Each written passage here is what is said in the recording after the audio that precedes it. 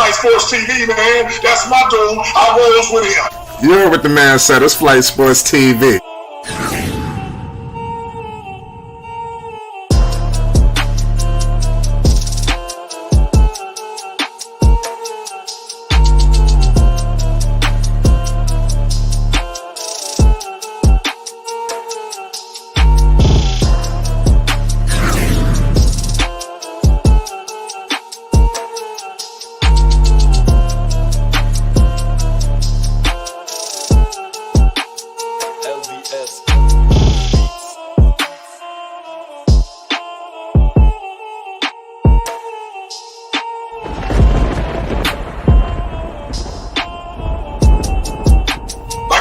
Flight Sports TV, that's where it's at.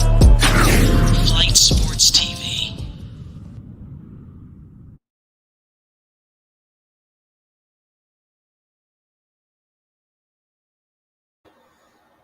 What's going on, people? It's Flight Sports TV. I appreciate y'all for checking with me. I already know what time it is. We're back with another one of them things. We got to review a whole lot of G3 right now because G3 went for 53, and we must break it down, man. I'm telling you, things is getting very dangerous. It's getting deadly.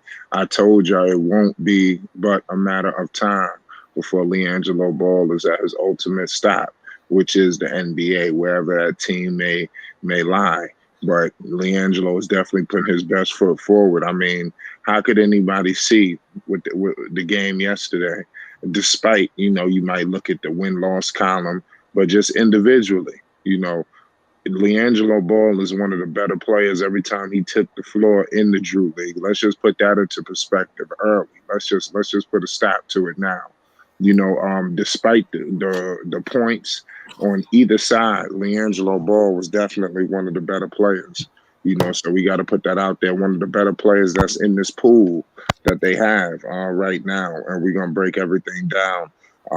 That was the finale for Liangelo Ball. We will stay tuned to figure out what's next. Where Liangelo, where else will he land? There's other situations going on, or he's just headed for camp where he be working. We're gonna break it all down. But before we do that, hit that like button. We got a star-studded chat. Salute to all y'all in the building. Shout out my man Trent. Shout out Texas, Artie, Slim, Basil Carpenter Jr. We love y'all. We got a star-studded panel as well. All access. What's the deal, Dex? Talk to the people. We live. Yes, sir. Shout out to Flight Sports TV, the machine, the voice of the voiceless, the people's champ, the hottest shit in these streets. Shout out to our panel and our illustrious chat with all the cacophony that's going to come out the cracks in the crevice, displaying what they feel the most. And shout out to everybody that's rocking with us this Sunday evening. And I hope you come in with good vibes. That's facts.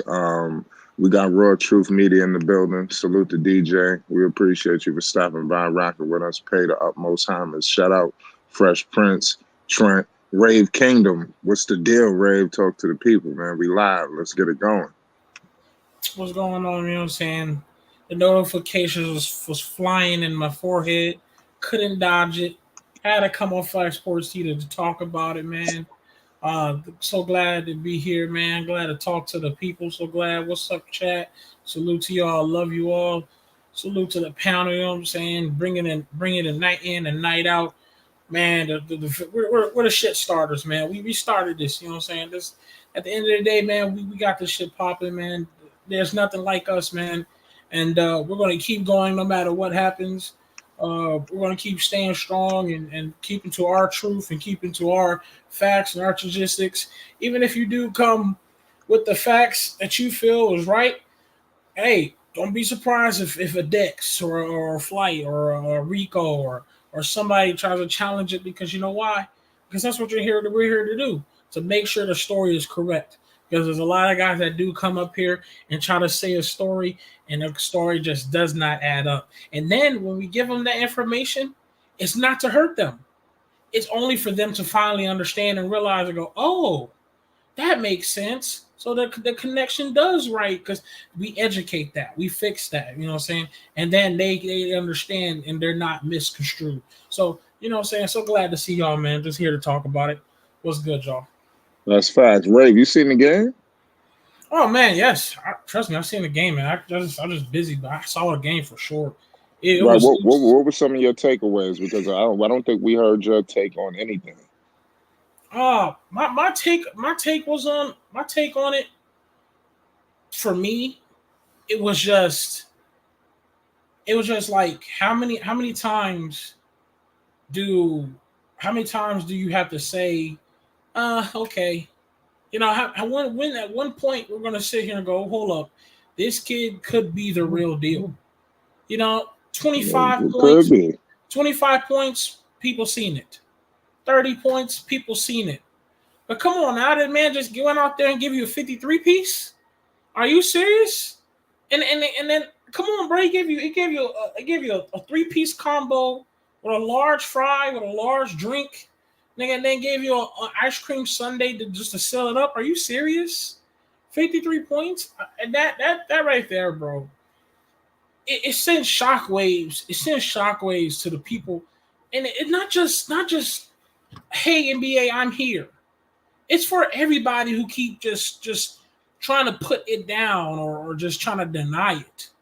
You're trying to deny the fact that he does have skill. You're trying to deny the fact that he can get a bucket. You're trying to deny the fact that he's not that guy. I mean, he's not Kevin Durant, goddammit. But you cannot try to deny that this man has the greatest opportunity that he should have to play in the NBA. You're not going to just sit here and act like he shouldn't be a part of what this NBA is, man. And not just the NBA, bro. The world itself is looking at this. Like, literally, my notifications are just flowing and flowing and flowing because House of Highlights said something about this. And then 2 minutes later, Ball is Life is starting to look at this. 2 minutes later, G League members are probably like, what the hell is this? This is Jello? Nigga, the summer leagues, whatever league, China leagues, they all looking at this. The notifications is rolling. And it's like I said, it's not even just, he's not just putting the NBA on notice. He's putting the world on notice. Because this is a message saying, what's taking you so long? This man clearly has the right to at least go out there on that NBA court to show you guys if he's ready or not. It's you know, we seen it. Right. I mean, every minute, every chance, it's always every minute is, oh, we haven't seen him play in a professional league. Oh no, we haven't seen him against tall players. Oh, we haven't seen him against high-level players. It's always something that you haven't seen for some apparent fucking reason. But all of a sudden, Liangelo out here balling in the Drew League. Now you got the NBA players in the Drew League now. And we're talking about the stars. Trae Young hooping, LeBron hooping, DeMar DeRozan hooping, Montrezl Harrell, all them dudes. They pulling up. Now they trying to put the Drew League all over national TV because it's like, hold up, man. But y'all sitting here day by day trying to act like you don't see this guy. You do see him because he's all over your notifications. Because I know it's all over my notifications. Right, I agree with you, man. One thing I took away, a couple of things, not just one, but he definitely looked like an NBA player, man. I just think that's consistent. You know, people may look from game to game and evaluate or take away what they want to take away, but in this previous game that passed, he looked like an NBA talent. You know, I think even on the other side, you may have looked at them, they ran up the points, but you can't say there was 3, 4, 2, 3, 4, 5. Not even. I can't really even say one if you want to go pound for pound. You know, that was really better than Liangelo Ball. You know, you just got a whole complete basketball team. You know, Liangelo is just on par. I think I know that he was one of the top players that participated in the Drew League. I would have loved to seen him play against some of these other NBA players as well. Paul George pulled out. I would have loved to see him go up against LeBron James. I would have loved to seen him go up against Trey Young and whoever the hell else would have came. And I'm talking about the bigger names, But I mean, you had Hezzy God, you had all of these other guys that he played against. You know, I mean, he showed out, in my opinion. Did the team hold up their end of the bargain? I mean, we could save that for another discussion. That's just my humble opinion. Salute to all y'all that's in the building right now. We're discussing a whole lot of G3 that just pulled up.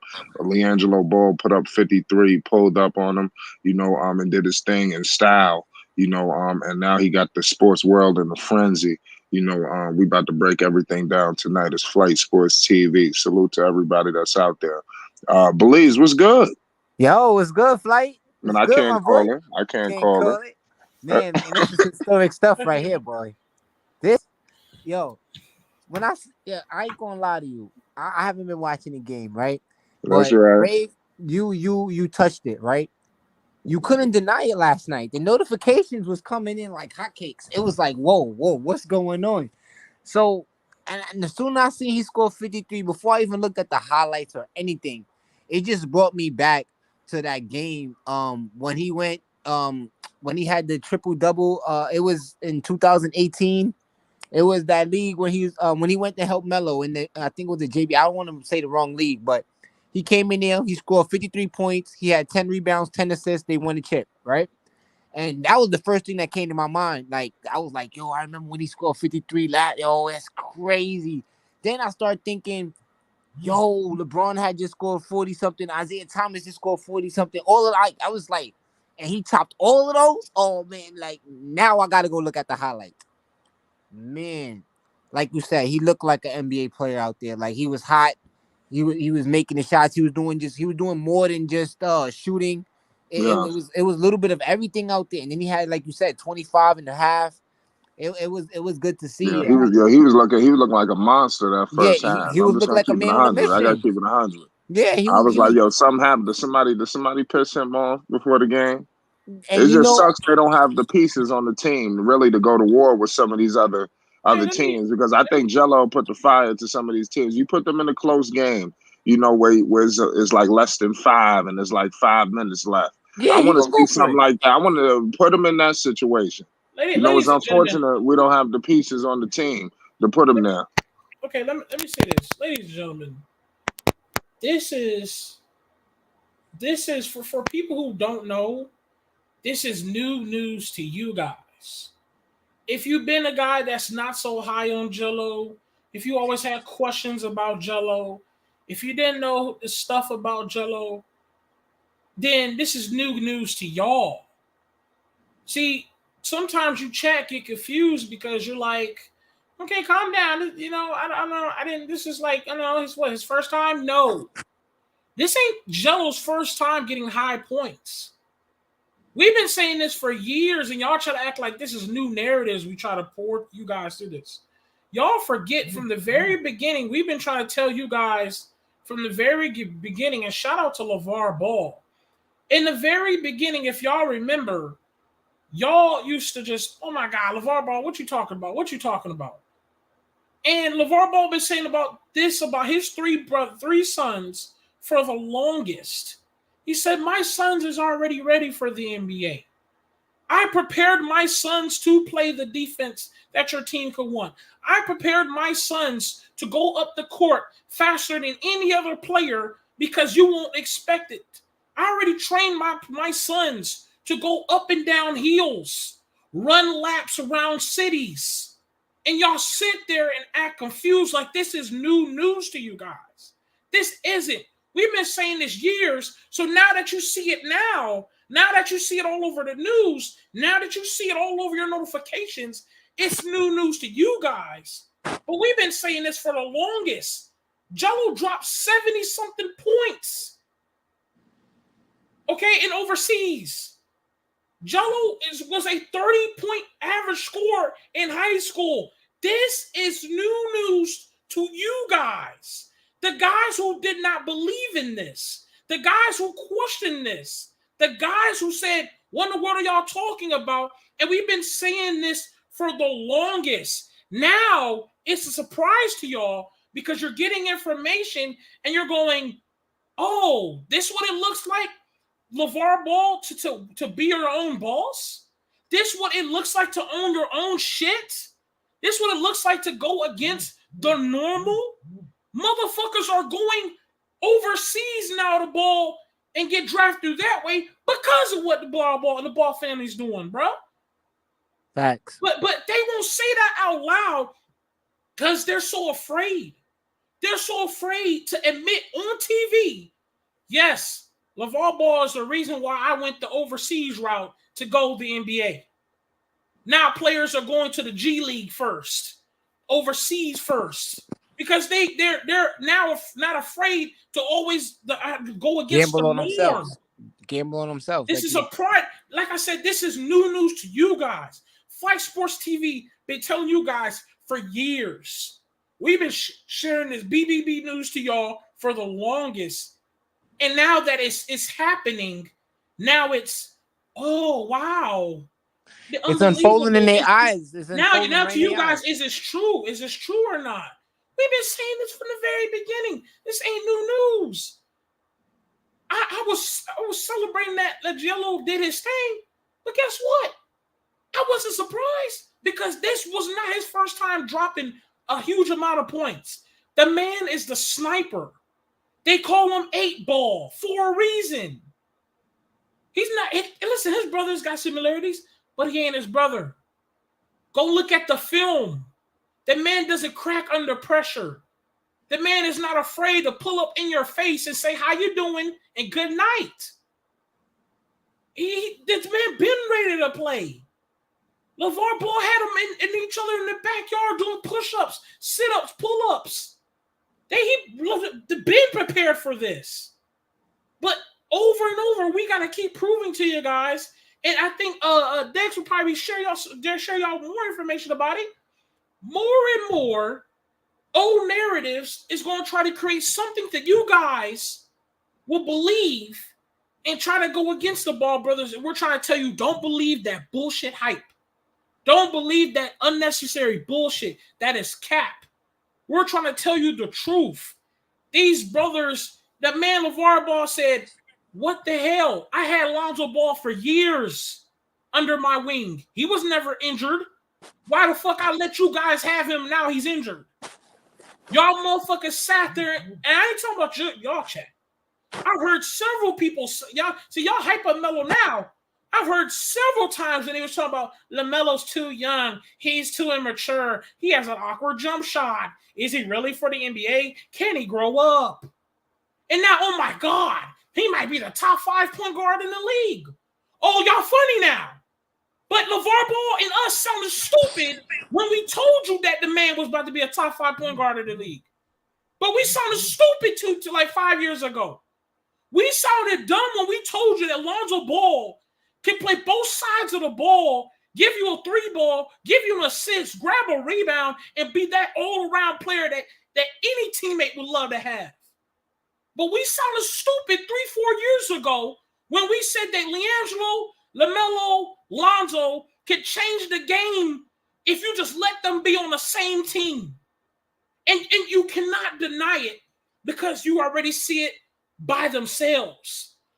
Look at Lonzo, what he does by himself. Initiating the offense, throwing the ball from full court, throwing lobs to Zion from full court. Look what LaMelo's doing. He's looking like a stardom already. He's already an all-star, rookie of the year. Jello, dropping the 53 piece on you guys.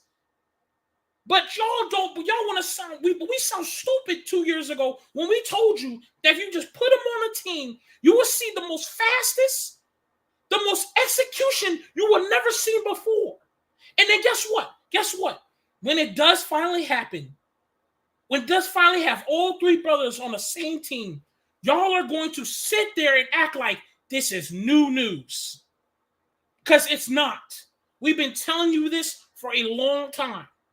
And old narratives, the old media will try to act like and form some type of question, and y'all will believe them. And then here we go, trying to give y'all the right information, trying to correct it and fix it so y'all can understand and not fall for the BS. We're telling you guys, jump on the train before you get lost. Go ahead, get ready to support, get ready to be with the BBB, because you best believe if Jello get in this league, if Jello gets in the NBA, you best believe some great things is going to happen. But if you don't believe me, okay, cool. You didn't believe us 2 years ago when we said that LaMelo Ball is going to be a star. Remember that. Remember that. You told us 2-3 years ago that Lonzo can never fix his jump shot. Look at him now. You said that Lonzo can never fix his jump shot, right? Right? But that man Lonzo went out there and what? He shoots what? Over 44%. What? Lonzo was, listen, hold on. Before Lonzo got hurt, he was a top five shooting. That was with Curry, Bradley Beal, Devin Booker. But he was with the top five shooting. And this is the same guy that y'all said years ago, Lonzo could never fix his jump shot. He needs to go to the Shanghai Sharks. That's what y'all said. We told y'all stop the buffoonery. But y'all didn't want to believe us 2 years ago. But now you believe us now because Lonzo's dropping buckets. Now you believe us. We told y'all that LaMelo Ball's a star. But a minute ago, I swear to God, 3 years ago, I could pull up the fucking receipts on y'all. Y'all said LaMelo Ball, he's too young. His jump shot's awkward. But LaMelo Ball, rookie of the year already. LaMelo Ball's an all-star already. LaMelo Ball's looking like the top 5 point guard in the league. The LaMelo Ball grew up to like 6'8", looking like the little baby Magic Johnson. But y'all didn't believe us 2 years ago, right? Y'all didn't believe us years ago. Y'all thought we was bullshit. LeVar's big mouth. Ray Ken don't know what the fuck he talking about. Flight Index don't know what he talking about. All y'all guys is cap. Bullfax is a lie. But now you see the bull. Now you see it. Now you're, oh my God, this is new news. It ain't new. My bad. Y'all continue. My bad. Just try to drop some jewels for y'all. Yeah. You was cooking, man. The moment. You lit up the joint. Yeah, Ray was in her fish for lane. What you think about what he was saying, Dax? Now, what he was saying, I agree 100%. Listen, I have nothing in my repertoire right now, in my tool box, that can deconstruct anything that Ray said tonight. So I'm in 100% consensus with Ray.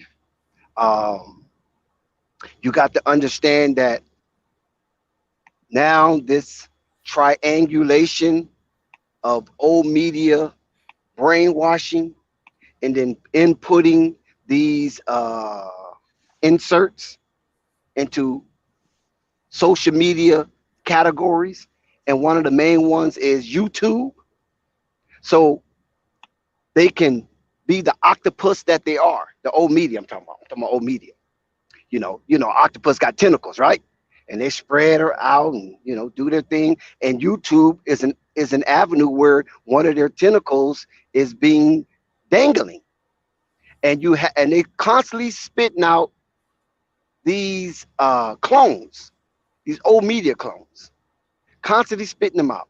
Because as you can see, so many people are just popping up in this YouTube landscape dealing with Ball family content or something related to Ball family content, whether Chicago Bulls, whether it's the Hornets, or even the Lakers to some degree, right? But they spewing a lot of old media narratives. They're continuing that lineage. You follow what I'm saying? Because that octopus, which is old media, putting out his tentacles, stretching out his tentacles, and then spitting out clones, manufactured clones. And this is why it's hard and difficult to some degree to get the message out, because it's by design based on triangulation. Okay? If you don't know what that means, please go look it up. And you will be able to It'll open up your mind, be like, and you'll be able to spot these clowns because there's no way, right? Just think about this. We've been dealing with a bifurcation, right? And bifurcation basically represents the fork in the road, but in a more legal sense, says because we're doing a lot of judging, a lot of us are becoming judge, jury, and executioner. You follow what I'm saying? So, in this bifurcation that I'm talking about is Lonzo, right? LaMelo, and all of the fractions that's in between of who you like best, who's better, who's going to have a better career, whose trajectory is this, who's descending that aspect of bifurcating, the dividing of a case into two stages of trial, right? Now, we've been dealing with this for 2 years, the Lonzo and LaMelo dynamic, right? Now it's a trifurcation because Liangelo has reared his head. And the reason why I say Liangelo reared his head is because I'm going to tell you that 53-point demonstration, even though he wasn't the high scorer of that game, listen to me carefully. Liangelo was not the high scorer of that game. There's a guy that was there that scored more than him. I think it's Trey Holder, Arizona State alumni, right? He scored 63 that game. But who remembers really that? You feel what I'm saying? And who was taking that 63 and using content for that? Probably not too many people outside of some of his personal friends or whatever. But the general populace in this YouTube landscape is not thinking about Trey, West Coast kid, right? They thinking about more so Liangelo. And look what happened with Liangelo 53-point performance. Crowd went crazy, right? LeVar got kicked out. Certain officials of the Drew League walked out with LeVar in protest of that, him being kicked out. Liangelo was celebrated within the county, the city, the Southern Cal region. Trust me, that 53 points, it was a breath of fresh air, because to us down here in Southern Cal, it feels like Liangelo was being deprecated by those outside of us. And so it made us band together to cheer for him even harder, because a lot of these people probably never even been to Southern California. So they don't know what the vibe is in Southern California, surrounding the Frank Nitties and all that type of stuff, right?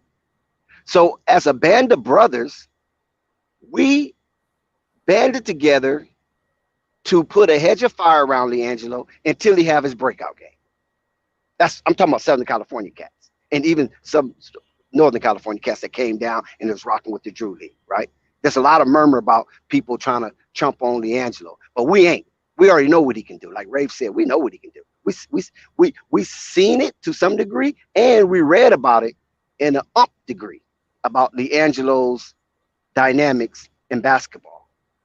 But it seemed like those outside of the region, like they want to knock LA dudes, even though Liangelo's not an LA dude, he's an Orange County dude.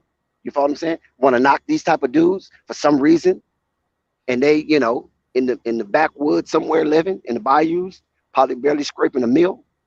But nevertheless, when this bifurcation with LaMelo and Lonzo been, racing back and forth, now here comes that other Ball brother to complete the three-headed monster. And the reason why I'm saying this is significant, that 53-point breakout is significant, because it was like a pressure cooker going. You know what I mean?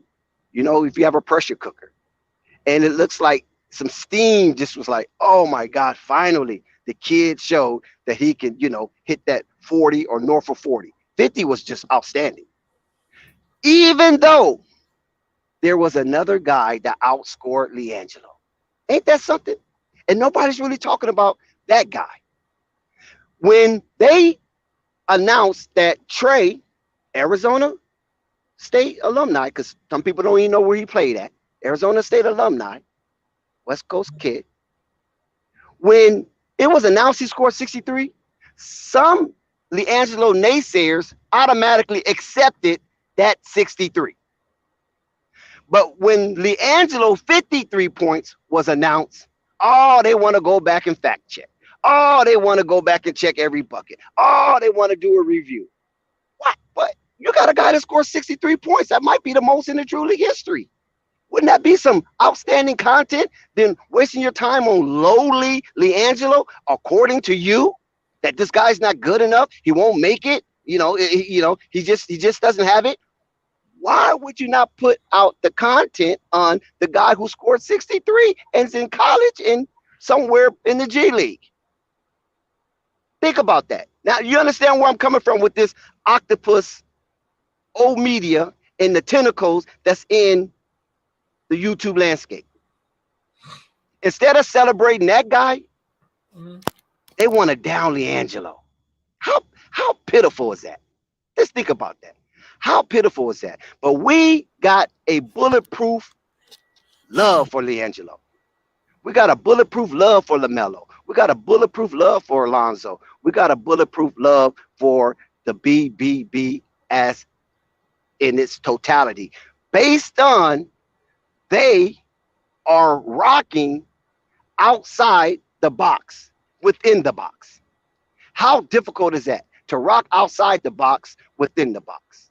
And a lot of people feel with their Stockholm Syndrome mentality that rocking the box, or more modern quote, rocking the boat, it's just not a good thing. My man, it's not a good thing that you're going to rock my master boat. Your master going to be mad now. He going to be mad. So instead of them trying to realize why the boat need to be rocked so they can get to shore together, they would rather castigate, humiliate the guy who's rocking the boat because it's upsetting massa. That's crazy, man. Yeah. Bro, like I said earlier, man, this is new news to y'all. Like I said, this ain't the first time he had a high scoring game. This ain't the second time he had a high scoring game. In fact, I don't think this is even the third time he had a high scoring game. In high school, he averaged over 30 points per game. Okay? I think he had a scoring title in LA, a record, if I'm not mistaken. Somebody can fact check me on that as well. I think in LA he has some scoring title record. LeVar Ball has set aside for his sons to play the game and play the game right. Look at Lonzo's IQ. Look at Melo's IQ. You don't think that IQ is instilled in Jello as well? Jello's the middle child. And that was before LaMelo. So that IQ is already instilled in Jello. It just has to be shown, I guess, because people act like they never seen it. Or people act like they got to see more of it. And here we are trying to question whether or not he got 50-some points or not. It's laughable because the whole point is not about him getting 50 points. The point is he's going out there continuously while people tell him no, while people tell him he's not ready, while people tell him you're not that guy. He goes out there and goes, okay, I'm not going to sit in the corner. I'm not going to do what a lot of players do, quit and fly off and you never hear from him again. Langelo Ball said, I'm not going to be like those players that y'all never see anymore. I'm going to continuously show out. I'm going to continuously go out there and pass the ball. I'm going to continuously go out there and shoot the ball, look like the 8-ball pocket sniper.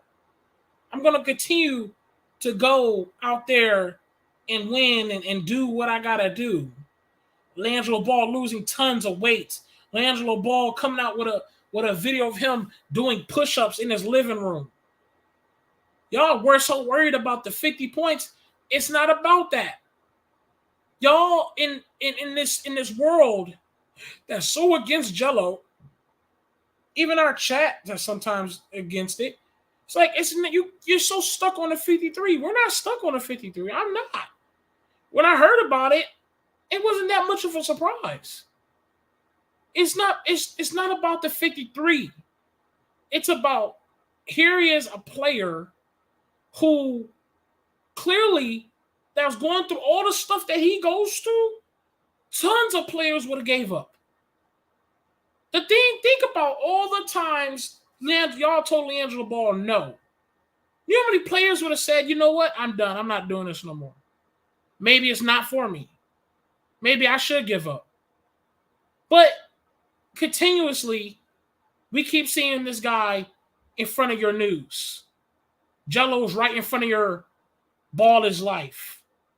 He's right in front of your House of Highlights. He's right in front of your ESPN. Even ESPN had to put him in finally had to put him in notifications, even though he should have been in the notifications. But a lot of people to give up though. I promise you they would have. That's facts. Ted was good. Salute. What's good, man? Salute. I can't call it, man. Well, what's your thoughts on all this Liangelo Ball stuff, man? Jello just put up 50 plus. You know, he got the sports world in a frenzy. You know, people who might have forgot this guy woken up by a rare case of amnesia. You know, we'll break this down for us, Ted. What's going on with Jello? He's making it happen, man. I'm telling you. I've been incognito a little bit, man. I ain't gonna lie to you, man. I've been out of the picture, but I've been listening though. Right. At the end of the day, if he made it happen the way y'all say he made it happen, man. I mean, to me, I'm not surprised. To be honest with you, eventually it was coming. You understand? So the way I look at it is that the man just showed up when he needed to, and besides that, man, he's in a position where he's getting the ball on a consistent basis. So he's doing what he got to do. And on top of that, he's not being really forced to be a point guard or anything. He's just forced to be Jello. Right. You understand? So that's the way I look at it right now. But I'm going to take in some more information and I'm going to tap in because I ain't going to lie to you, man. Like I said, I haven't been around that much because, you know, personally I've been at work and whatnot. But nobody judges, bro. It's all good. Nah, you good. Let me just consume some more information. Sports TV always, bro. For real. Nah, you Yeah, good. we know you got to get that revenue stream. Yeah, don't worry about flight. You can always catch it on the rerun. But yeah, stay with the income, right? We all know we got bulletproof love for Liangelo and the Ball brothers. We know we all got bulletproof love for that. Yeah. So what I want to share is that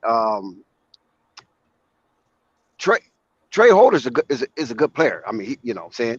And he's lined up with Frank Nady and Montrezl Harrell. So it's imperative that Trey stays on top of things. But even though the Drew League did highlight his 63 points, outside of that, not too many people, you know what I'm saying, gravitated to that 63 points. And he was a good player at Arizona State. You know, he's not something that you sneezed at. I believe his career high was a 40-point game against Xavier a few years ago. Because, you know, I'm a Pac-12 guy. So, you know, I kind of keep up with some of these Pac-12 players. You know what I'm saying? And, excuse me. So he's not nothing to sneeze at. So shout out to Trey. You know what I'm saying? Now everybody gonna probably hate him since I said he's a Pac-12 guy. So they probably gonna start hating on him now. You know what I'm saying? But nevertheless, Liangelo 53-point game was significant to the fact is that was his last game. It was his exit encore. So that 53 was good. So that was the last game you remember Liangelo at. But I know people would nitpick at the 53. They'll try to check his field goal percentage and match it up to somebody else's field goal percentage. You know, they're going to find some type of way to discredit the 53 because they are the marquee of old media, and they want to keep old media system at the top of the hill. But we're trying to bring old media system back to leverage and give an alternative view. We don't want to. So can I? Dex, my fault to cut you off, right? I know you're cooking right now. That was a good take. But I just wanted to dive in real quick on that take that you just said, that old media, new media take. You see how they dived in on LeBron, though, with his field goal percentage. Do you feel like it'll be fair if they do the same on Jello? You got me, Dex? Dex just got lagged out. He'll be right back. Oh, No. damn, man, he got light up at the wrong time. Yeah, I just wanted to see what he's going to feel on that one because I do see them. I see FYF kind of going in on the stats and stuff like that too in the chat. You know, I don't know, man. It's kind of like he can't win, man. It's like, but he gave it to you. Like I said, I didn't see the whole game, so I don't know. He was just out there, you know, whatever. But at the end of the day, in my books, like he's going out there to try to win. Like they didn't win a game, so he's out there trying to win. So if he got to take all the shots to make them win, that's what you got to do. Let me say this.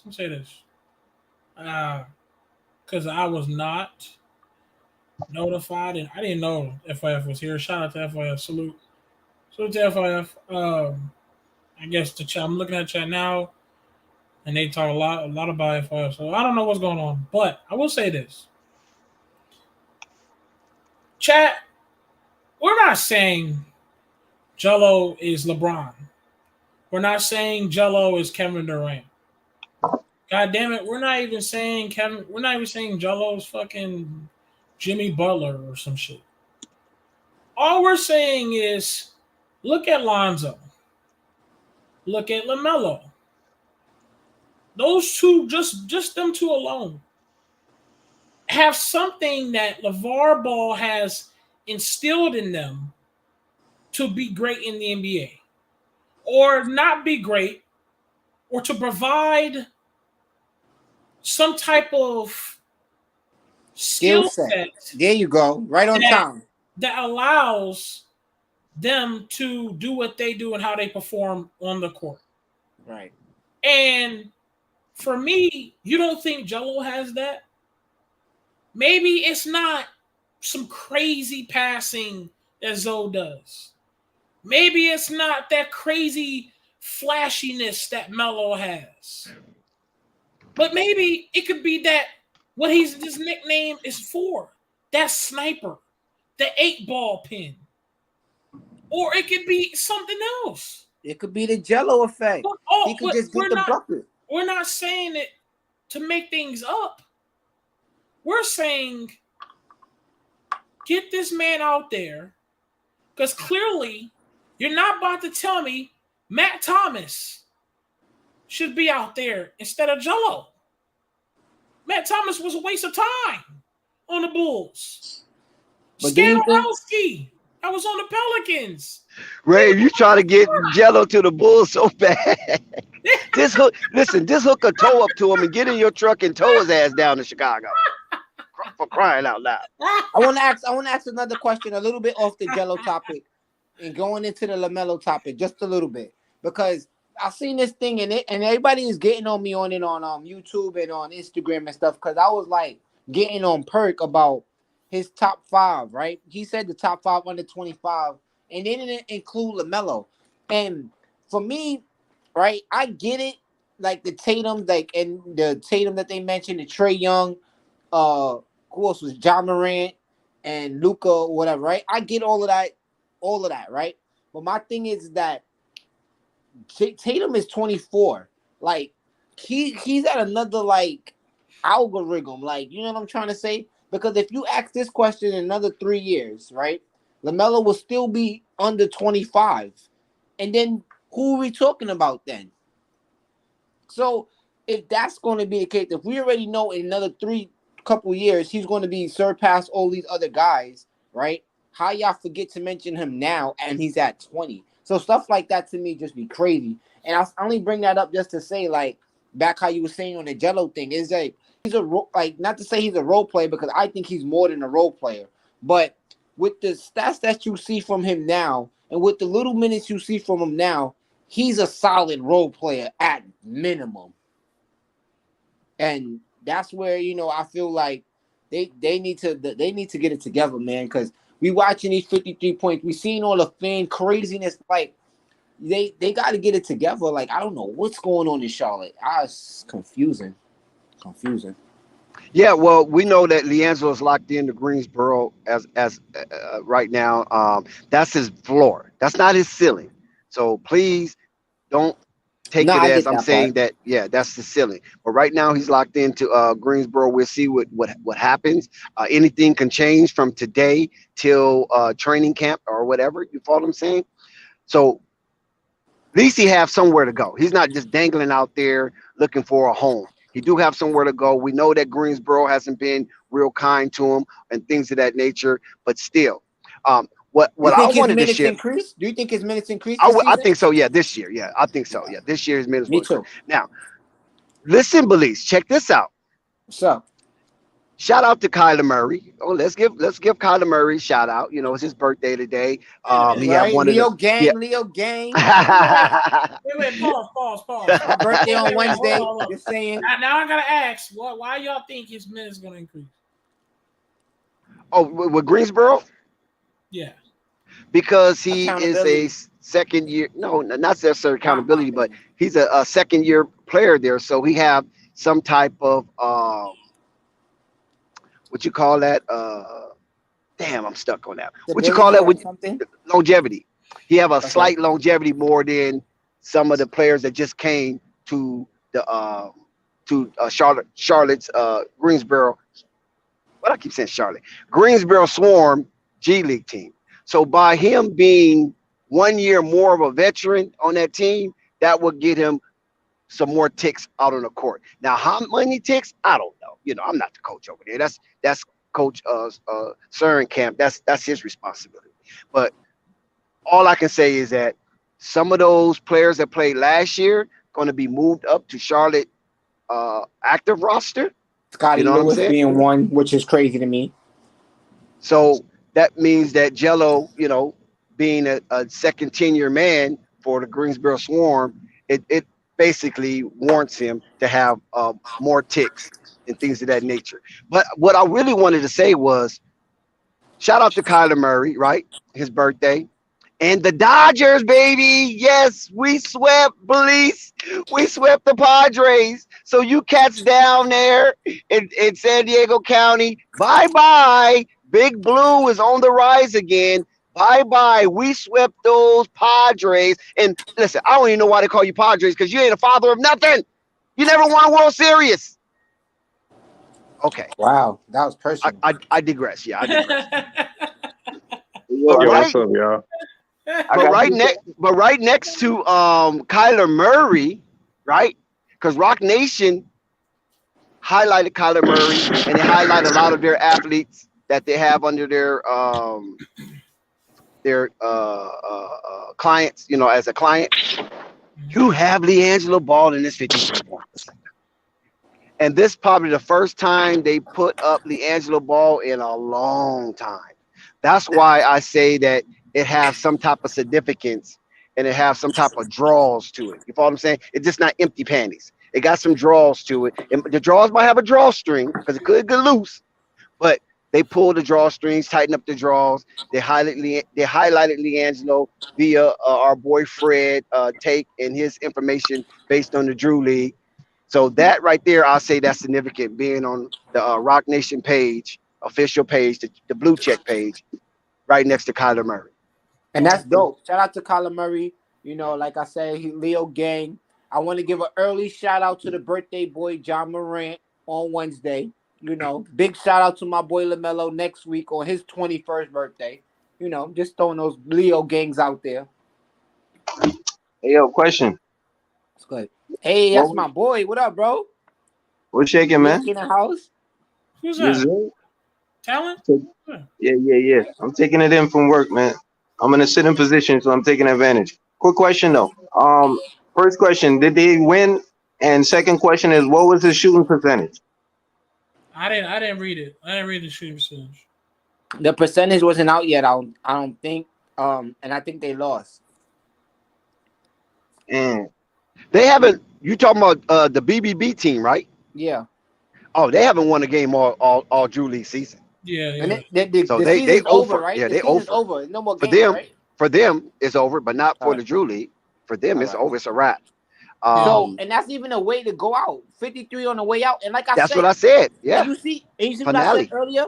That take earlier on that what I said was when he won that championship game to help LaMelo. he had a triple-double. He had 53 points, 10 rebounds, 10 assists. And they won that championship game, that JBA game. So, Yes. and Yo, that was what 4 up, years y'all? ago. You know what I'm saying? And that was his going out from there, too. Crazy. Yeah. I mean, like I said, I mean, Wrong with my mic. this just ain't. I just feel like this ain't the first time him scoring some type of major points. I just feel with Jello. I just feel like Jello. It's time for him to get on the NBA court and just let the world judge it from there. Ray, Because I know I you rather said, Why y'all say y'all think they lost? Who said that? I didn't say anything. What you mean well, I you knew they think? lost, but I'm like, I believe they Oh, lost. he I knew said they it. lost. We already highlighted that FYF.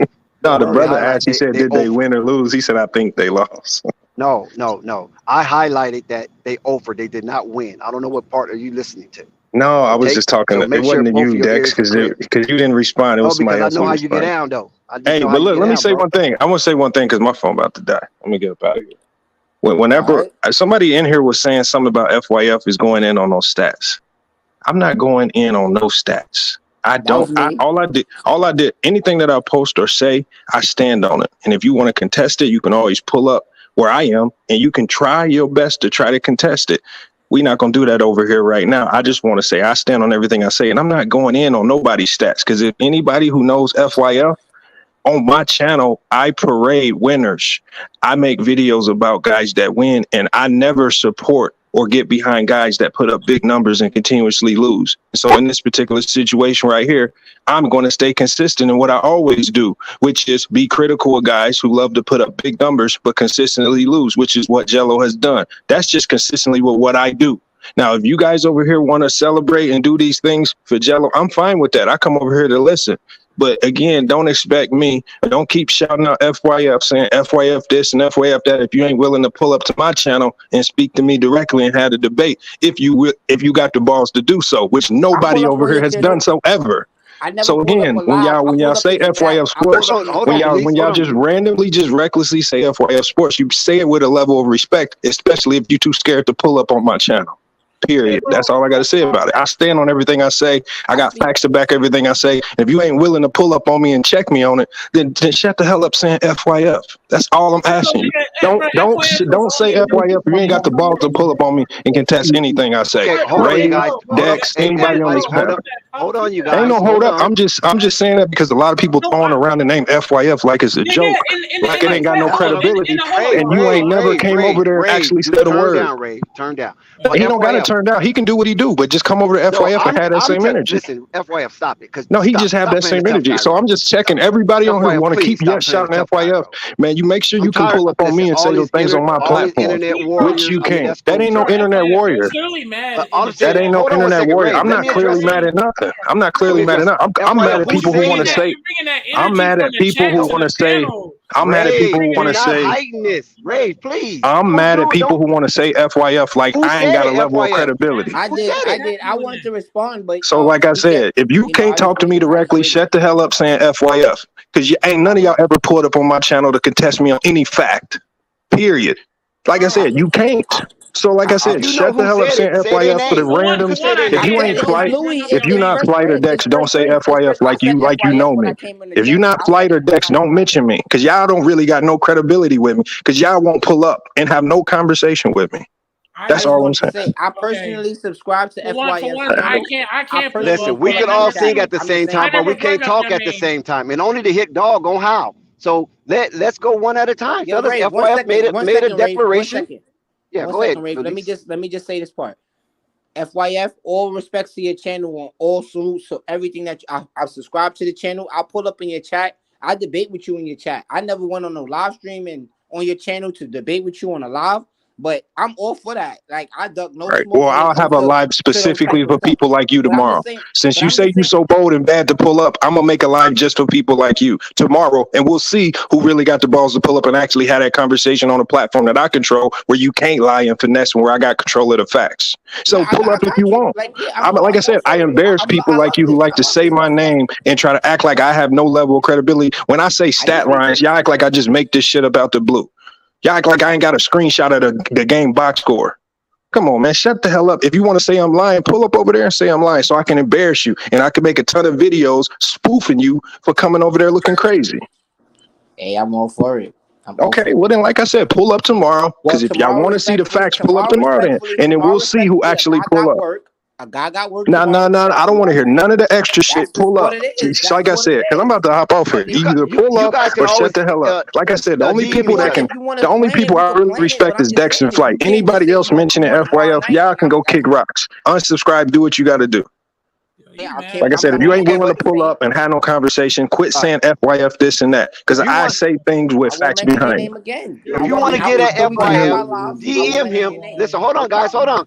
Hold on. If you want to get at FYF, you can DM him on his Instagram, or you can go to Yeah, his but D-Dex, these fools act like they don't know what my DM, no, well, my IG is. I'm not gonna accept you calling them fools because they have their Man, come truths on, and you man. have yours. And listen, Well, like no I said, FYF, no hey, for real. it is what it You is. Like I invited him said, though, FYF. no. You invited He him. don't have to. No, he don't have to go to no IG. He can come to my live tomorrow. It's going to be specifically for clowns that want to say FYF, but act like I don't bring facts and credibility with everything I say. So anybody listening that has been joking and saying FYF, and you think you can stand the test of time and pull up on a panel and have a conversation with me, pull up, and we'll see how long you last without looking stupid. I'll be there. I'll be there. If I have to go on break, I'll be there. FYF. Man, you do what you do. I stay live till you get off work. I got nothing better to do than make fools out instead of embarrassed. But I don't. Hold on. First of all, I have never deleted a video on my channel ever. I know people get cooked and they delete the videos. Hold on. First of all, I never deleted a video ever. I got 900 plus videos. Come on, stop the noise. I'm just 900 saying. plus videos, and I still ain't got haven't nothing to had do one. with it. I'm just And saying. I said, I'm calling out everybody who want to yell out FYF, Josh Jackson, all the silent chat warriors who don't never want to pull up on panels and speak to me. Now's your opportunity. All the slaps with people saying I if you owe can money. get Josh Okay, let's Jackson see. on your panel, I will give you $5. That's what I'm saying. But we know they won't, though. We Because when can't I'm get Josh calling you Jackson on out our panel. and you got your opportunity to He's speak our to number one FYF, moderator. you won't. But I'm saying I'm giving people opportunity to have a head up with me. You can bring your facts. I'm going to show mine. We'll see who lasts. FYF, you sound a little angry, though, FYF. I'm not angry. No, what I'm angry Man, is you that people sound keep mad bringing butthurt. up the name FYF and trying to Mike, sneak this and say this, that, and other, like my credibility ain't what it is. Everything I say is come with Uncle facts. Vern over there. We got somebody for No, you. Vern is a clown. I don't want to deal with no Vern. I want to deal with real basketball minds, not no fucking Vern. We gonna say Uncle Vern over there for you. No, yeah, like I said, Don't have me go get coffee now. You can, like I said, bring coffee. You know, coffee been hiding anyway. I don't know if he's hiding because I see him all the time. Man, come on, man. Stop it. Scratch all that FYF. Do I get a credibility of basketball knowledge at least? Bro, I don't care what you look. We talk about it on FYF. This conversation's over with you, man. We talk about it on FYF then. Don't have me get now coffee. We can get back to regularly scheduled broadcast. Coffee will come over there and ramshack that little joint you got over there. Yeah, okay. FYF came with the shameless promo. Yo, I got love for you though. There ain't no shameless promo. I'm just saying, if you call it shameless promo, come on my channel and you do your own shameless promo then. You probably need it. Nah, I'm good. It's not. Yeah, I know. Like I said, shut the hell up with these jokes if you can't pull up to my platform and make the same jokes. Okay, let's move forward. Like I said, it's a level of credibility I bring. I don't just make this shit up out of thin air. When I say things, I stand behind it. And if you calling me a liar, if you bring saying the name FYF, then be able to come over and get embarrassed when I drop the facts. Everybody in the chat or on the panel. Okay, FYF have declared war on those. That ain't no war, nothing. This is just all facts. This ain't no war. I fucks with Dex. I fucks with Flight. I'm talking to the clowns who don't know me, the clowns I don't respect, saying FYF, and I don't know them or they never had a conversation with me. I don't call you FYF. I call you FYI anyway. Yeah, whatever you want to call me. Say what you want. Say what you want. You a clown to me. I don't know who you are, but you know me, and my name's steady in your mouth. Pull up the FYF Sports, and we'll see how long it stay in your mouth. We're gonna send them. They're coming, FYF. No, they're not. I guarantee you they won't. I guarantee you they won't. When they blow that joint down, When they blow that joint down, Next, accept you it. can All come right. with all the extra. You know it's not gonna go down like it. Y'all know what happens on FYL Sports. You know the end result of this. Y'all all know. Hey, Now we'll listen, just see who actually got the balls to pull up. We got some heat over here at Flight Sports. No, So don't I'm just saying. underestimate I them. just want to see who actually gonna have the balls to hit the link. We'll let them go one at a time, just so we can see what they can bring, right? And then we'll be kicking them off the panel as they get max ether one by one. That's just what's gonna happen. Damn, we got the Sandman over there. FYI, I told you just want to be in control. No, I don't. First of all, I never kick people off. I make people leave on their own. You That's just what's said gonna it. happen. You just said it out your own mouth. Now you double. Hold on. I'd make people leave. They exit stage right on their own. So that's what you will end up doing. So I don't want to hear the extra filibuster. FYI, just hold on. That's what happened. I just like clowning. Bro, But at the same time, bro, you just want to be in control. You want people man, shut up with that extra stuff, man. Come on, let Flights take control. Hold on, Ray. What happened? Bro, all I know is, bro, FYF is having informational talk with these guys in the chat. This chat is trolling, and they all talking to FYF. Ain't nothing happened, Flight. Bro, ain't nothing happened, Flight. We all good. Anyways, this nigga. I'm trying to sit in the back and record some. I do some things over there with the doctor side. I don't be in here going crazy. Nah, they not going crazy. I just gave them I gave them an opportunity. That's it. We'll see how many people actually take up on the opportunity. You ever play that card game, Flight, I Declare War? Right here. Yeah, that's what's going on. Like I said, basically. Bro, I mean, y'all trying to make this into a fucking joke, and I'm gonna let it slide. But I get it. I get the energy is coming from because they was fucking talking shit to FYF in the chat, and then Believe just had to bring up FYF, which I wasn't caring. I didn't know FYF was in the building until that nigga sprung it up. Nah, but he's taking it too serious though. I'm gonna let him talk his shit because Belize can handle it his own though. That don't mean coming this bitch disruptive and just start. Brave, you be disruptive every day. Shut the hell up. God damn. I give you that. What you think Brave mean? Come on, this man get disruptive every day, over talking, and now he acting like he the peacemaker. Shut the hell up, Rave. I'm talking to you too, Rave. This wasn't for Belize. This was for you too, Rave. Listen, bro. Yeah, this is for you. Yeah, I do want Rave over there. That'll be an easy body bag. I let you talk. I let you get it out. Rave, have a good one, Rave. I'm out. You know where to be tomorrow. You know where to be tomorrow, Rave, if you got the ball. This time you shut up. I get it. You let it out. You letting these niggas know because they were talking that bullshit. I get it. You had that energy, my nigga. But don't come with the energy with me. I get it. I have my downfalls, which I've been admit. Yeah, he already left, my nigga. But just relax, my nigga, because you're just bringing up a flight index like you're trying to put a little target like I ain't here, nigga. I'm not no little nigga either, nigga. So relax. I get it. That's right. Don't try to sun rave. Don't try to sun rave now.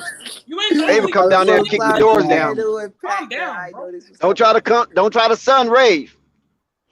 It's all good, bro. It's all good. I ain't tripping. Just let him do his thing. Rave been a part of this. So hold on, wait a second. So what the hell did he do? Did he just come in here and try to promote a live for tomorrow? Yeah, shameless promos, man. I told you, shameless promos. All I know is the nigga was running up in this bitch, sunning everybody. I let it go. I ain't saying nothing. They ain't start coming at me. I let him know. Nigga, he act like I'm just little. FYI smart, bro. That's one thing about FYI. He real smart, bro. Don't be sleeping on him, man. He do one thing on him. Yeah, he's very cunning. He's very cunning. He's very cunning. Trust me. But at the end of the day, you gotta understand. And I fell for the bait. Sorry, Flight. With all due respect, look, he been wanting to get at Ray for a while, though. He been wanting to get at Ray for a while. I can tell. I know he did. I ain't tripping. That's why you know that one stream, Ray. Remember that one stream that you talked about FYF and he had just left or something like that, and you didn't know he was on the panel because you wasn't here and you came late. He's been wanting to get at you since then. Right, and when I did that, I did not know that he just left. I don't deliberately just like do it out of spite or some shit. I've said it, had an argument. Another thing, let's try to limit some of these curses. Man, it's all good. All right, I'm straight, bro. Straight. I'm just that nigga out here. Hey, listen. And he not. All I can say is this. Hold on 1 second, Ray. Hold on 1 second. Just 1 second. Just give me 1 second. All I can say is this. Only on Flight Sports TV when you get a battle royal to that degree. Listen, FYF is not no chump. We gotta admit it. I don't agree with everything he says, and everybody know he don't agree with everything that I say. Sometimes I go over there, and me and Chance, we kind of, have a little tug of war with FYF. But nevertheless, Flight Sports TV is going to give it to you the way it is. Uncensored, unscripted, unfiltered. That's why it's so easy for you to enjoy Flight Sports TV. But don't just enjoy it. Put some skin in the game, my brothers, my sisters. Put some skin in the game. Donate, okay? Please, just donate a little. It don't have to be a lot. Donate a mouse share. I'm not asking for a lion's share. Just donate a mouse share. Listen, the Cash App is active. Super Chat is active. PayPal is active. Venmo is active. Venmo is active. There's no way around it. Support Flight Sports TV. Listen, we love the little coins that jingle, but we prefer those that fold. Okay? Just keep that in mind. Salute to Flight Sports TV, the machine. I love you, Dex.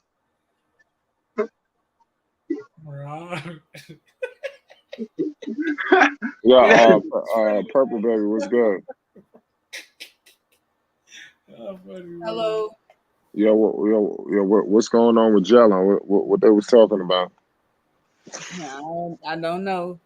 I'm confused. I tried to catch you, right? The commotion calmed down. It came just in time. Yeah, right. Can't step away for 2 seconds. I'm dead. We got some stuff going on with Kid Austin, y'all. Make sure y'all support. We appreciate y'all. You're a funny cat. Shout out Chuck Morris and my man Thunder and Isaiah and everybody in the building right now. Fact. Shout out to y'all. Josh, so everyone have 50. All right, well, forget about all that. Purple Baby, what happened? Well, let's talk about that 50-point game from Jello. I mean, it was cool, That's all I got to say about it. I mean, what do you mean it's cool? What do you mean? Like, is that supposed to be a bad thing? Or? I mean, it's just I want to see what he do in the preseason. That's all. Facts. I get what you're saying. She ready for the NBA, man. I agree. I mean, there's a lot of players. I'm with you, Purple Baby. Yeah, I'm with you, Rave. I'm ready for the NBA too. All this Jim Rick stuff, that's over with. Let's get to the real, baby. And there's a lot of people. There's a lot of teams. Players. Y'all heard. I don't know if y'all seen the Donovan Mitchell notifications popped up too. He out there balling in a little league. So all the players balling in some type of league right now, and guys are either they're recovering or working out. For Jello's case, I think a lot of people is just waiting for him to finally get the opportunity to see him in full-fledged mode. I don't know how much minutes he's gonna get in that I don't know, what is it, preseason G League? I don't know. But I'm hoping Jello just gets the opportunity, man. He deserves a roster spot, bro. Even if, man, I ain't saying the major guys gotta be away. They got some spots that's already taken up. I know. They got that little draft pick. What was it? McCowan? What was his name is? Anybody can fix that. What was his name? McCowan. Okay, yeah. McCowan, I know that a spot's probably taken up. But I know they can have some type of space for Jello to be there. That's all I'm saying. I think him, and not even just the Hornets. Man, there's a lot of teams that could use a Jello right now. Even if you gotta put him on a 2-way contract, like the Bulls, especially the Bulls. We can get rid of some of these guys. We can give them some. Let me tell you something about Chicago Bulls, chat. We could use a guy that's not afraid to pull it and whip it and smack it. You know what I'm saying? I think Jello on the Bulls. Hey, chat. Hey, spam Jello on the Bulls. Two in, Kirk behind the head. Hey, yo. if somebody makes a roster this year, somebody's gonna lose a lot of money, right? Say that again. If Jello looking good right now. I mean, Yeah. As far as that, yeah. That I bet, read you in talking about that between the bet? lines, but I know somebody made a bet. So the more Jello looks good, it's more of a chance that he makes a roster. And I know Oh, somebody no made a doubt. bet. So somebody could Listen, be feeling like they're about to lose a lot of money. That's why they probably so emotional. I don't know. listen. I can tell you this right here. There's nothing misconstrued about Liangelo being posted on Rock Nation page. Okay, this keep that in mind. Look at all of the athletes before Liangelo post, and then look at all the athletes after Liangelo's post, and you tell me, is that a chump post or not? You understand what I'm getting at? See, I know how to read between the lines. I can see the forest of the trees. You don't get that type of post if they feel that you ain't doing much. You understand what I'm saying? So, like I say, Kyler Murray just got a $200-something million contract, and you got Liangelo post right there next to it, and then you got the other baseball player guy next to Liangelo, and Liangelo's crunched in between those. You don't think eyes is on that baseball player that people like baseball? You don't think eyes is on Kyler Murray for the NFL because you know the NFL has basically started now, and they got Liangelo, Drew League Liangelo. I mean, come on now, not even Greensboro Liangelo. Not even Charlotte Hornets Summer League Liangelo. They got Drew League Liangelo front and center on Rock Nation Post. Don't tell me that's chump. Don't tell me that's chump, man. If you're going to tell me that's chump, you super old media. Because even old media recognize that. They ain't stupid. Old media's not stupid. They just know how to spin shit. So when you see that post right there, front and center, and got more likes and more interaction than the posts surrounding him. Don't think that's chump. Dex, Coffee made a bet, right? Yes, sir. Okay, but I'm not gonna really get into that because that's that's I'm their not money. trying to neither. I'm talking in a ghostly manner. I'm not gonna get that deep into it, but I'm just trying to make sure people remember. So that could be where some emotion could be coming from. You understand? Because somebody probably about to take a hell of a L. But I'm talking in a ghostly manner. We ain't getting into it. But I know Coffee got a bet on the table. Right. And Coffee is not disappeared. So stop saying Coffee's disappeared. He's not disappeared. Coffee's on his Instagram daily. I've seen him. We interact briefly, but he's there. He might got other things going. You got to remember, everybody just don't sit in their basement typing on their freaking computer. People got live. You know what my bills are? I got about $5,000 a month in bills. Just bills that just come out of my account that I don't even ever see. Just they swipe out my account. Not counting eating, not counting clothes, not counting putting gas in my car, because all that's miscellaneous. I got at least $5,000 a month of fixed bills that come out of my account in the first 4 days of each month. And then on the second part of the month, I got about another $2,200. So just in 1 month, I'm paying damn near $9,000 in bills. You guys hear what I'm talking about? No comment. So I still got miscellaneous, right? I still got to eat. I still got to clothe myself. I don't buy clothes all the time, but I still got to put gas in my vehicles. I still got to feed the damn dogs. You know, I got 2 Rockwallers. You know what I'm saying? I still got to feed them. I got to groom them because, you know, my dogs look real good because they're 100% German. You feel me? So I still have to groom them. I got to pay for my landscape on the properties and things of that nature. So I know what it's like when you put your head down and grind, because we heard it from A1. A1 said what it's like to put your head down and grind and remove all unnecessary things out of your way so you won't be distracted. Okay. So the man already said that he's trying to open up some coffee joints. So we don't know what stage of that he's in. I don't know. I don't know if anybody else know, but you have to excuse that absence. You follow what I'm saying? Because it could come a time where I go absent because I got to go clean up some stuff or try to negotiate more contracts for the things that I do. You understand what I'm saying? And I might not have time for flight. And then when that clears up, I come back and have fun. But right now, I got a smooth revenue stream with all my investments. I got a smooth revenue stream with my contracts, so I can come here and chill with Flight and be on deck. You follow what I'm saying? Even if Flight is not able to be on deck for that moment, I can come in and cover for him.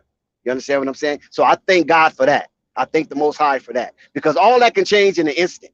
And if that happens to change in an instant, then I have to change in an instant, or else I will be consumed. So stop thinking that everybody just, getting their bills paid by their mama or their daddy or their sugar mama. You follow what I'm saying? Or out here, doing illicit activities to try to make ends meet. But whatever you do, that's what you do. You got to be responsible for the consequences.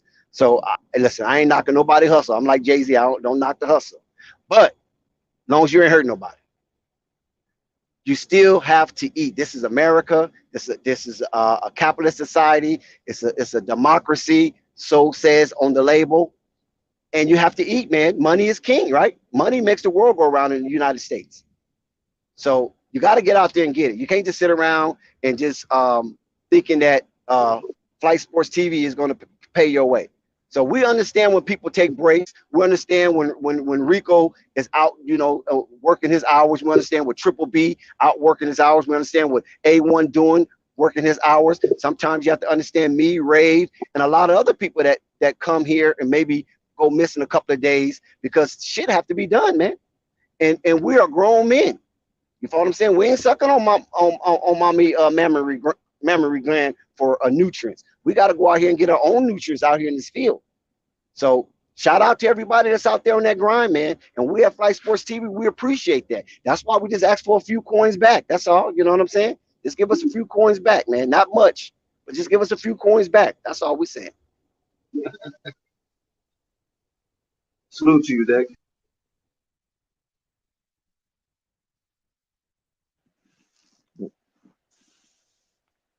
So free.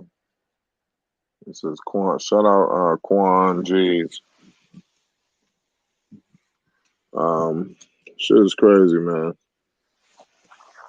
Ted, you still here? Yeah, for sure. What other things you trying to talk about, man? It don't even got to be ball family related, man. Anything in the NBA that's going on that we need to talk about? To be honest with you, I don't want to get too deep because I would bring up the little Brittany Griner situation, but I'm gonna stay off of that because I know you don't really like to get that deep. But we could stay on. I mean, it all depends on how much you trying to go. You trying to get into the. It get too crazy. It's not CNN. We just have to talk about how when they talk about it on the NBA TV, we can do that. Yeah, that's fine. But if we want to go CNN, nah. Exactly. I don't want to get too political on your platform.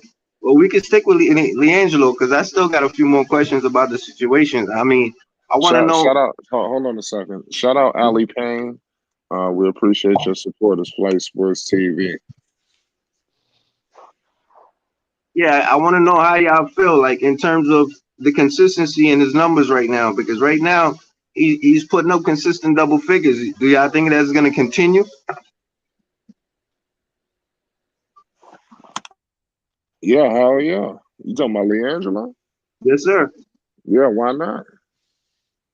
All right, and at the same time, now that the numbers are going up, like where do you see that coming from? Like, do you see it coming from him just dominating the ball?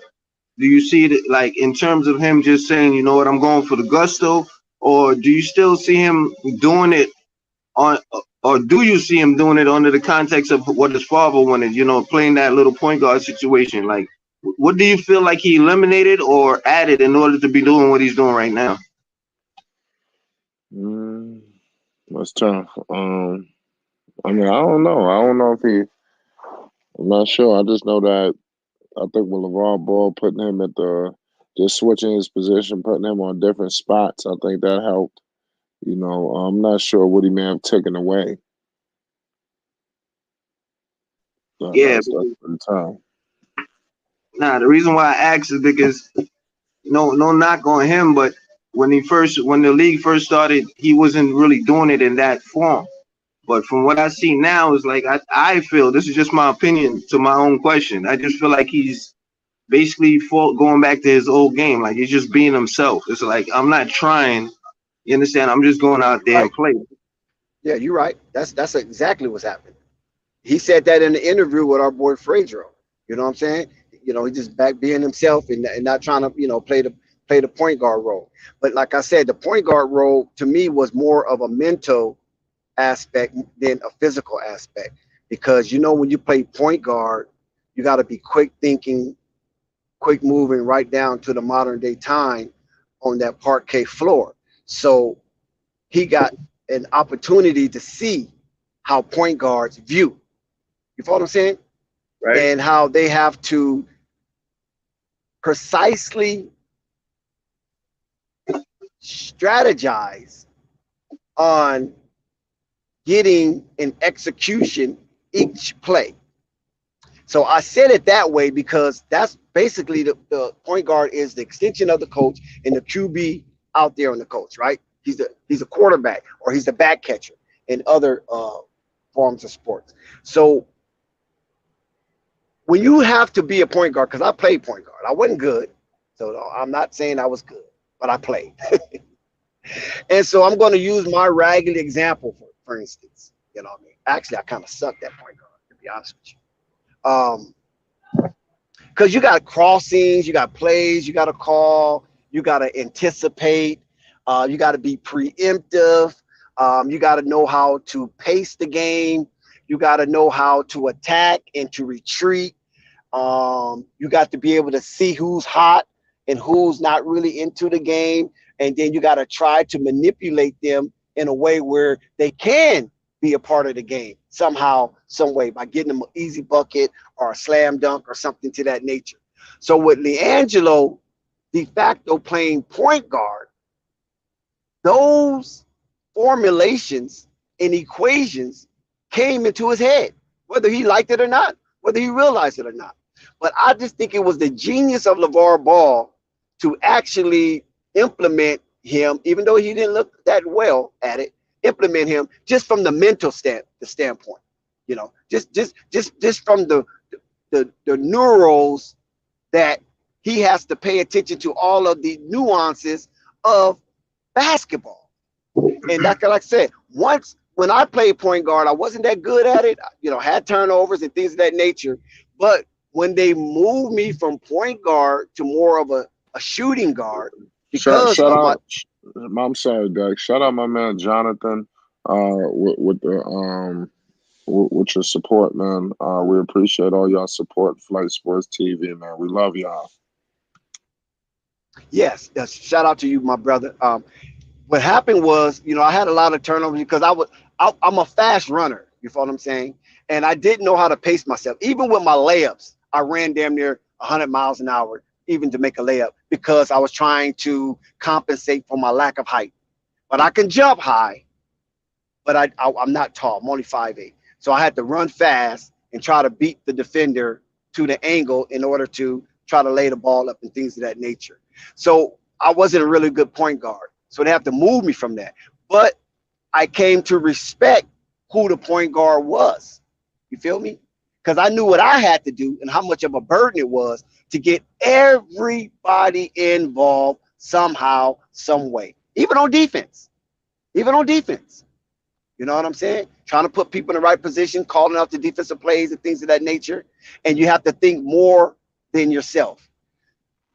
That part of it, I believe LeVar was trying to instill in Liangelo's mind. So he won't be stagnated out there on the court, just running to a spot, waiting for the ball. Knowing that he played point guard and how all of the swiftness and the quickness that goes on out there, the constant movement and motion that goes on offense and defensively, he have a newfound on his own game, which is sniping. So now I believe Liangelo probably will be more of a perimeter runner than just a set shooter. Perimeter runner like the Clays, what's his name, JJ Redick's, the Steph Curry's, the Patty Mills. You follow what I'm saying? More so in that ilk, because those guys really don't stand still. They move around. And the reason why I mentioned Patty Mills, because I saw Patty Mills one time when he played in the Lakers, And the Lakers couldn't do nothing with this guy, this down under Australian. You know what I'm saying? This Aussie. They couldn't do nothing with the Aussie due to the fact that every time I'm down there watching the offensive set led by James Harden when he was a Brooklyn Net, Patty Mills was just running to different spots on the 3-point line. He would never stay in one spot for 3 seconds. And the Lakers couldn't keep up with that. And every time he will pop the Lakers. And I think that was his season high that game for some reason. You know what I mean? Because the Lakers failed to adjust.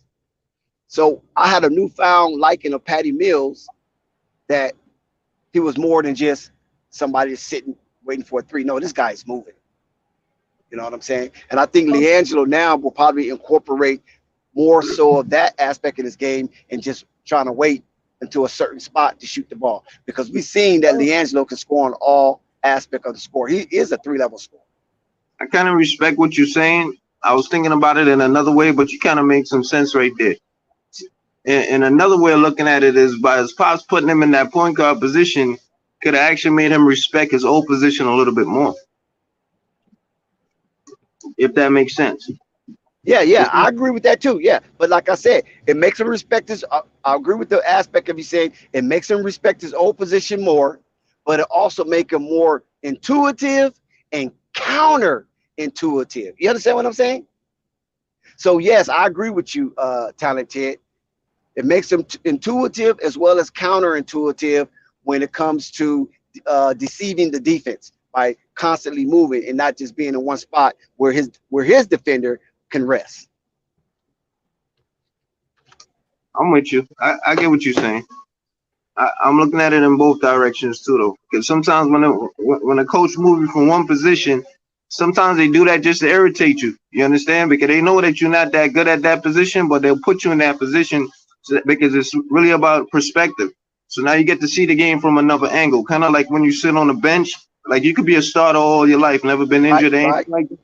But all of a sudden you probably catch a little ankle injury, you sit on the bench, and all of a sudden you see that whole game a whole different way. So when you do get back to the court, it makes your game a whole lot better. You understand? Yes. The perspective is key. I agree. Yes, I agree. Shout out to Marvin. We got Marvin from the other side of perspective, or perspective from the other side. I wanted to say something. Oh yes, go ahead, Purple Baby, do your thing. The other night when we was talking about I don't know if you was here, Dex, but when we was talking about LaMelo's max extension, and I kept saying like he was gonna get it, but it was gonna be on the lower end. I was basically trying to say, you talking about LaMelo, right? Yeah, without the NBA all NBA team, he can't. I don't know if he can still get 5 years, but I know he can't get the 200 and something because you need to make an all NBA team to do so. Without that, yeah, he made the All-Star game, but he needs the all NBA team to get the 200 plus.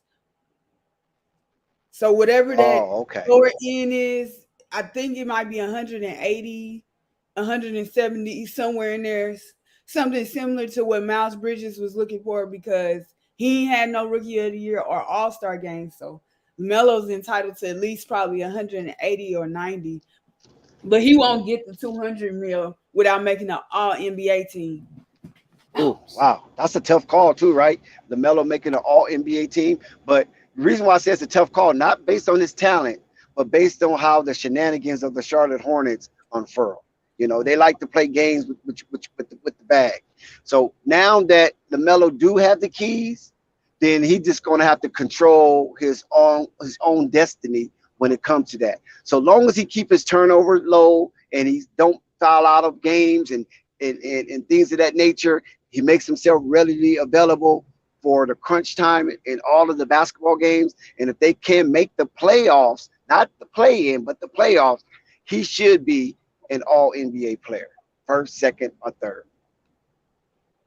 Yeah, I think LaMelo's future is like automatic to me, bro. Like he says it himself, which is kind of weird, but the dude really is one of one. And I think by the end of his career, a lot of people gonna understand what he mean by that because he could be chasing a lot of different ball players out there, and one of them is Chris Paul. I'm gonna be honest with you, man. because LaMelo is a hybrid, bro. Because he does have that ability to be a quintessential point guard, but at the same time, he could be an offensive point guard at the same time. Like he got a little Westbrook in him. The dude is he's a hybrid, bro. You can't, man. Listen, man, that move overseas did some ish with that boy, bro. He is one of one. I'm gonna be honest with you, man.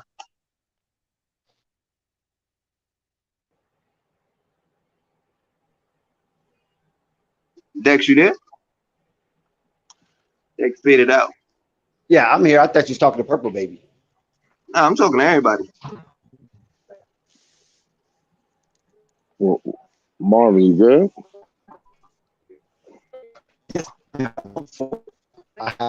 I'm sorry.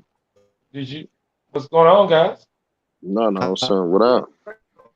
What's going on, fellas? Matter of fact, do you guys have comp checks? I need a couple. I have both. Well, what's up? What's up with your Bulls? Oh man, I've been kind of out of action here the last couple of days. I had a company come in from out of town. I just got back, so I hadn't had a chance to chime in with you guys, and ain't much going on with the Bulls except I don't know if some of the guys heard, but maybe this will clear their picture of Vooch. Bulls are talking about signing him to an extension in training. I heard about that. I think I just had an all-out battle with some guys on there that Vooch need to be moved, and he would be moved. And I told him he wasn't. And he's taking a pay cut also. So I'm just doing some research right now, but I just came on. I hadn't heard the subject or whatever you guys were talking about. Just wanted to step on and just holler at you guys, see what's going on, man. Like, we just gotta hope for the best in either situation. I think I'm just trying. Oh, but I did just hear that situation about LaMelo Ball about All NBA team. You know, I stayed in on the panel a couple of times. I don't know if everybody see it, but he's just one step away from getting to the All NBA team, and that step is becoming an elite defender. He does everything else. It's more than that though. Like, they not just gonna have, you gotta, Chris Paul, they made the third team. You said Chris Paul and somebody else.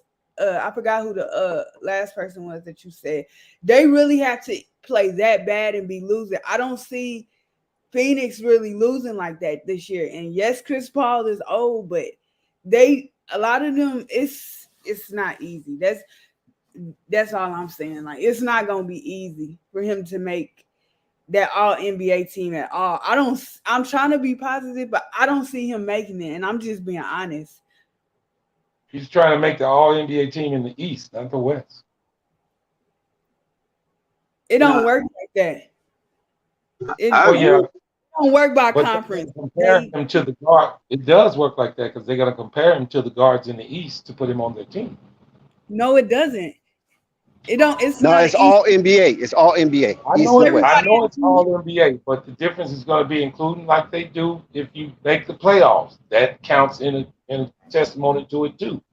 But we talked about that. That he has to make the playoffs, not to play in. What is he missing on offense? Nobody can say anything. The only thing he's missing is elite defense. If he can become a standout defender, he would at least get to the third team NBA, All NBA. That's all he got to do. But Trae Young is not an elite defender. So just about all those All NBA guys play decent defense. And that's remember the media votes on who makes those teams. And Devin Booker's not an outstanding defender either. Well, they said he was, though. That's what they rated him as one this year, this past season. They did? Oh, okay. Yeah. Yeah. Now, I agree with her. I don't think it's going to be easy for him to do it. I don't even know if it's going to happen this year. So I agree with her to a certain degree. You understand? Because you do need a proper team behind you at the same time, or in front of you in his case. So, I mean, he's not going to do it all by himself. You know what I'm saying? You got to look at it like this too, though, Talented. Trae Young made the All NBA as a play-in team, right? Right. And didn't Zion make an All NBA team? If he did, and he didn't even make the playoffs? That's nuts. If he did. Well, then he needs to make it then. At the end. If it's like that, bro, Individual I'm performance. Individual performance can get you to the All NBA. Well, then he Yes, should have it got can. it last year. His defensive prowess is not up to par yet, Ted. When it becomes that, if he had Lonzo Ball's defensive prowess, he'd already been on it. Now I understand what you're And we saying, all bro. know that Damian Lillard don't play no defense, so he's been an That's all what I'm NBA player. So saying. it ain't But he's all averaging based on 20, defense. but he's You averaging just saying 26 to 27 points a game, though. That's the difference. all right, Yeah, but you're Melo talking isn't from two sides, man. per game. Which one is gonna do it for you, the offense or the defense or both? I don't know. He's got the offensive game. He just needs to play a little defense. That's it. But listen to what you just said. You understand? All right. We just called out like four players that's not spectacular on the defensive end, and they made it. So which one is it? What is their average points? 25 plus for most All right. of it. If he can That's get what there, then he can get there, Ted. How about that? Is he averaging 25? all right, I'll take that. I'm just asking you. I'm just asking you. Is he? No. You're answering the question by saying that, but no, I don't think he is. No. But If I'll he just gets to 25 points and bring his defense prowess up just a little bit more, he's on the team. They can't deny it.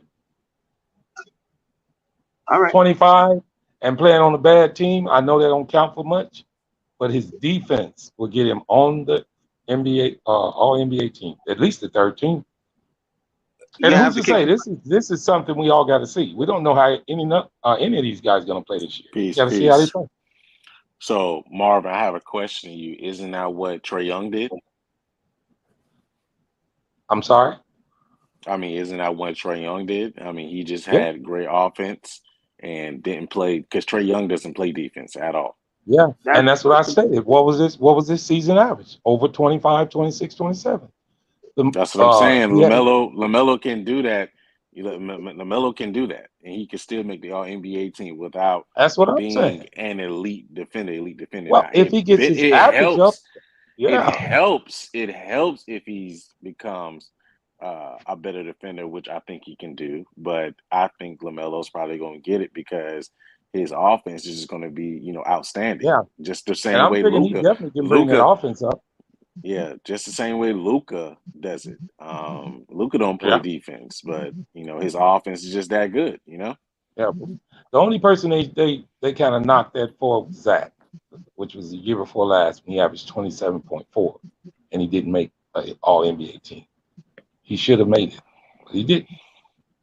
You over 26 to 27. I don't know why he didn't make it, but he Yeah, definitely should that have was the made year it. that following year was his contract year too. And I stated this on here before. I thought there was something going on with him. And also as well, just want to point out that Zion Williamson never made an All NBA team. I'm looking at it right now. I don't know who said that bullshit. I heard that, but I just let it go. That makes more sense. Yes. Yeah. So, and also too, as well, they don't just go by just conference, just in general. They go by basically That's the what I was top trying to five say. players at Yo, that Flight, position. bro. Because you look at the first five, the first five basically is 3 West, 2 East. The next five, they got a bunch of East and then 2 West. So it's just the best players at that position. Thank you. Yeah, I knew that. So it don't matter. So the bottom line is if you look at the guards, basically LaMelo Ball has to beat out Trae Young, Chris Paul, Stephen Curry, John Morant, Luka Doncic, and Devin Booker. That's who he has to beat out. That don't even account for the guards that's coming back off of injury, like Jamal Murray. Hopefully, he is blessings to him. Hopefully, he's ready at the start of the season. You still got Kyrie Irving. That's gonna be fully James available Harden. this season. James Harden's gonna be available. So it's gonna be a lot of guards, and it's gonna be a lot of guards. I personally think he can get out there, he compete, he can do his thing, but he got to get out there and compete. It's like Lillard, how Lillard never makes a all-star team. I feel that way when it comes to LaMelo's All NBA team. Like I feel like is it a possibility that his numbers could be good this year and he not make it? Absolutely, but it's gonna be like Lillard, where you just be like, why this man not making it? And then you start breaking it down, like who he back to make it over? Because once Yeah, again, and Lillard, the All-Star game is Lillard a made it last year. boat. That's what's crazy. Yeah, I mean the guard position is loaded, man. So it's a lot more talent in the league as far as guard wise, you know. So you know, and then it's basically in the 2021 season. These were the All NBA guards. You had Luka, Steph, Dame, Chris, Bradley Beal, and Kyrie Irving.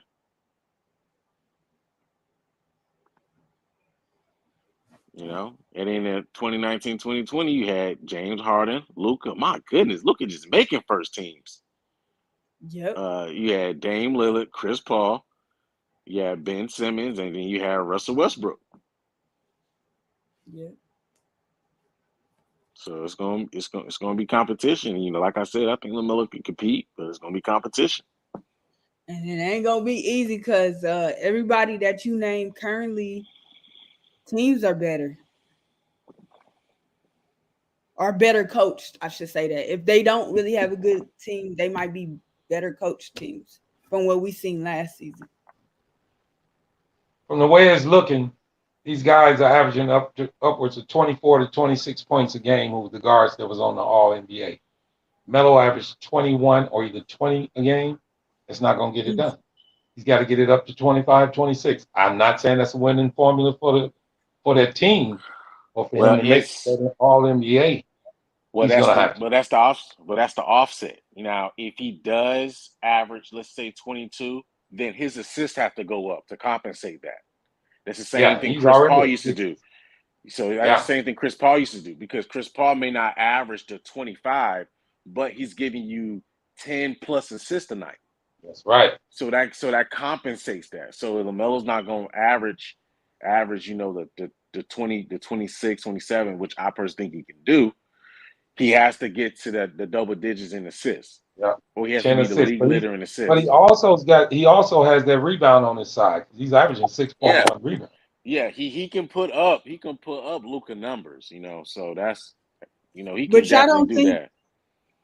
Y'all don't think his rebounds is gonna go down, especially if Mark Williams gets the adequate playing time? Y'all don't see his rebounds going down? He's just a roamer. He's always around the ball.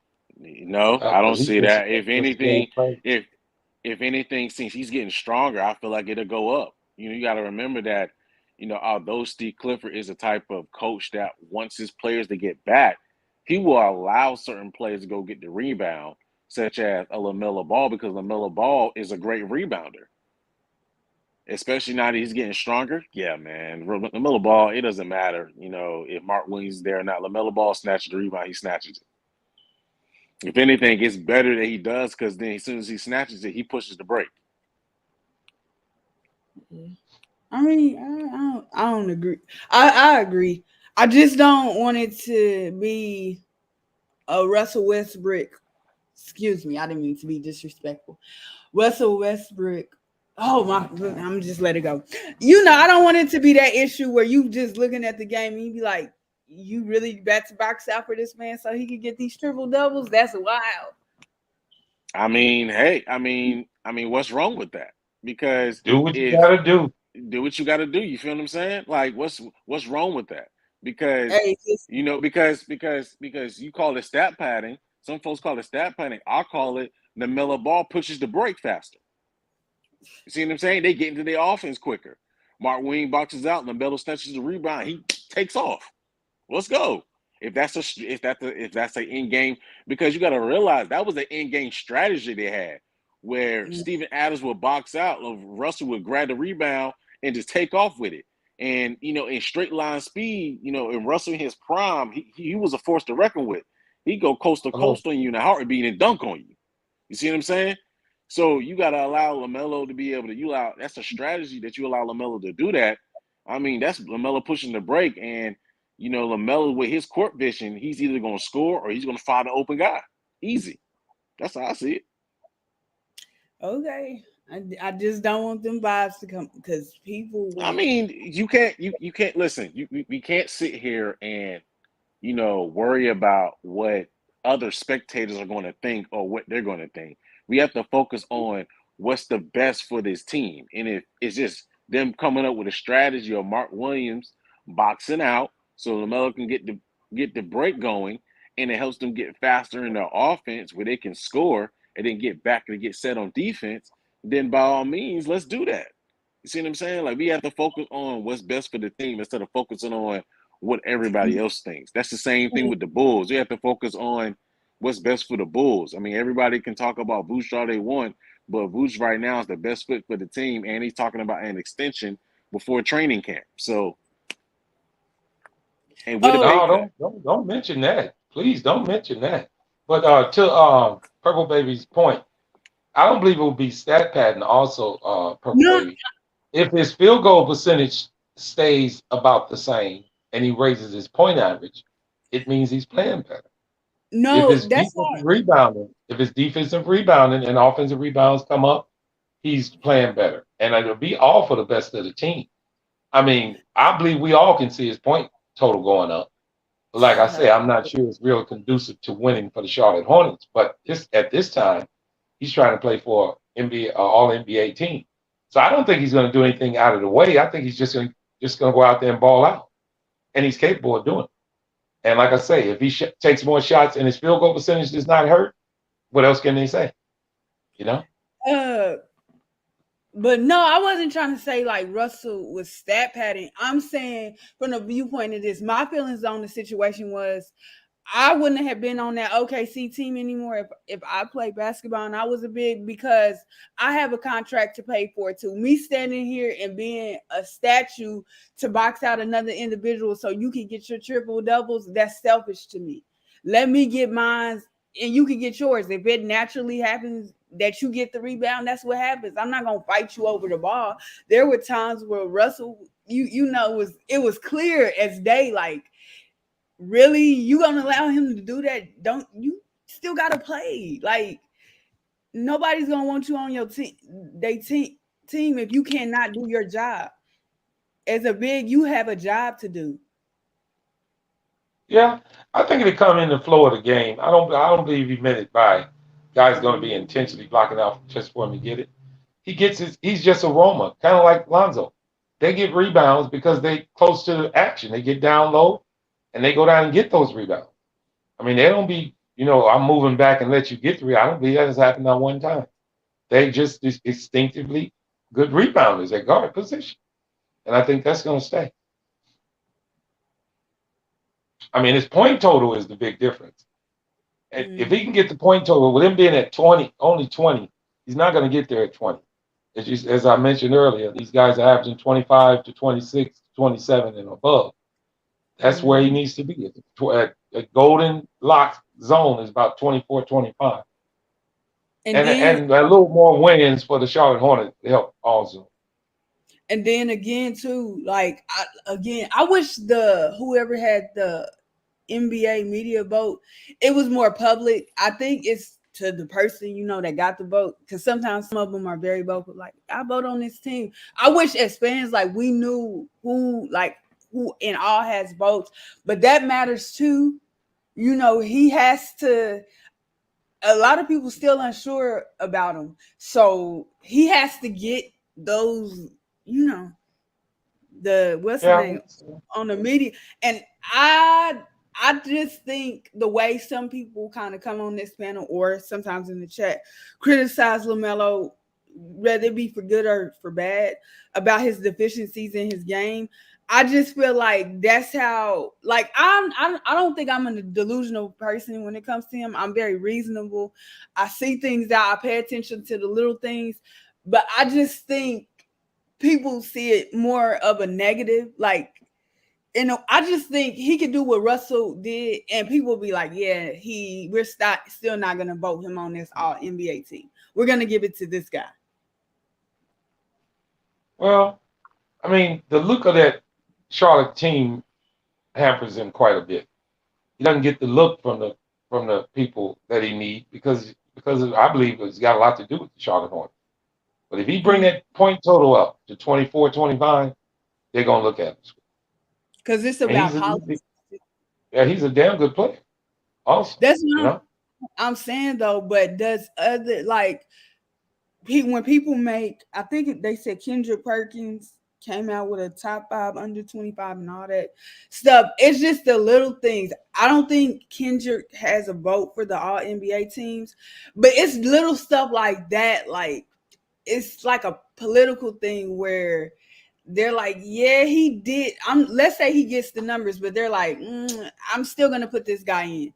Even though he didn't, a more established player that's been in the league, even if it's a year longer or two, it's just. But is it guaranteed the guys that you talking about getting in front of him going to have a better year than him? They have to play well too. All of this is on maybes because this season hasn't started, so we don't know how none of the guards we got in last year are going to play this coming up year. We don't know exactly. Everybody has to have a better year than him to be able to get in front of him. So if he raises his numbers, all he can do is take care of what he's done. Has a vote, and they ain't really rocking with you like that. Only person that we have seen who's to say when it comes to him is Jalen Rose. Who else? I mean, all the media rock with LaMelo. I don't think really they say anything really bad about. I don't think they said anything bad about him. Yeah, I haven't heard much bad about him at all. Yeah, man. I mean, they always say he's a young. They always say he's a young, promising talent. No, I mean, you got a few specs here and there, but you barely hear about them. I'm not saying I don't hear very much bashing at all myself. Yeah, I mean, and if he comes out and have a great season, I mean, they're gonna give it in. They're like, yeah. I mean, look what happened with the Rookie of the Year award. He still won that even while injured, and played less games than Anthony Edwards. They still gave a nod to him. And that's the issue too. They still gave a nod to him because of how well he played throughout the entire season. And if he played decent coming out the injury to try to help his team win. And I think that actually helped him out greatly because it showed his perseverance and his resiliency to come back and fight through an injury and to help his team win.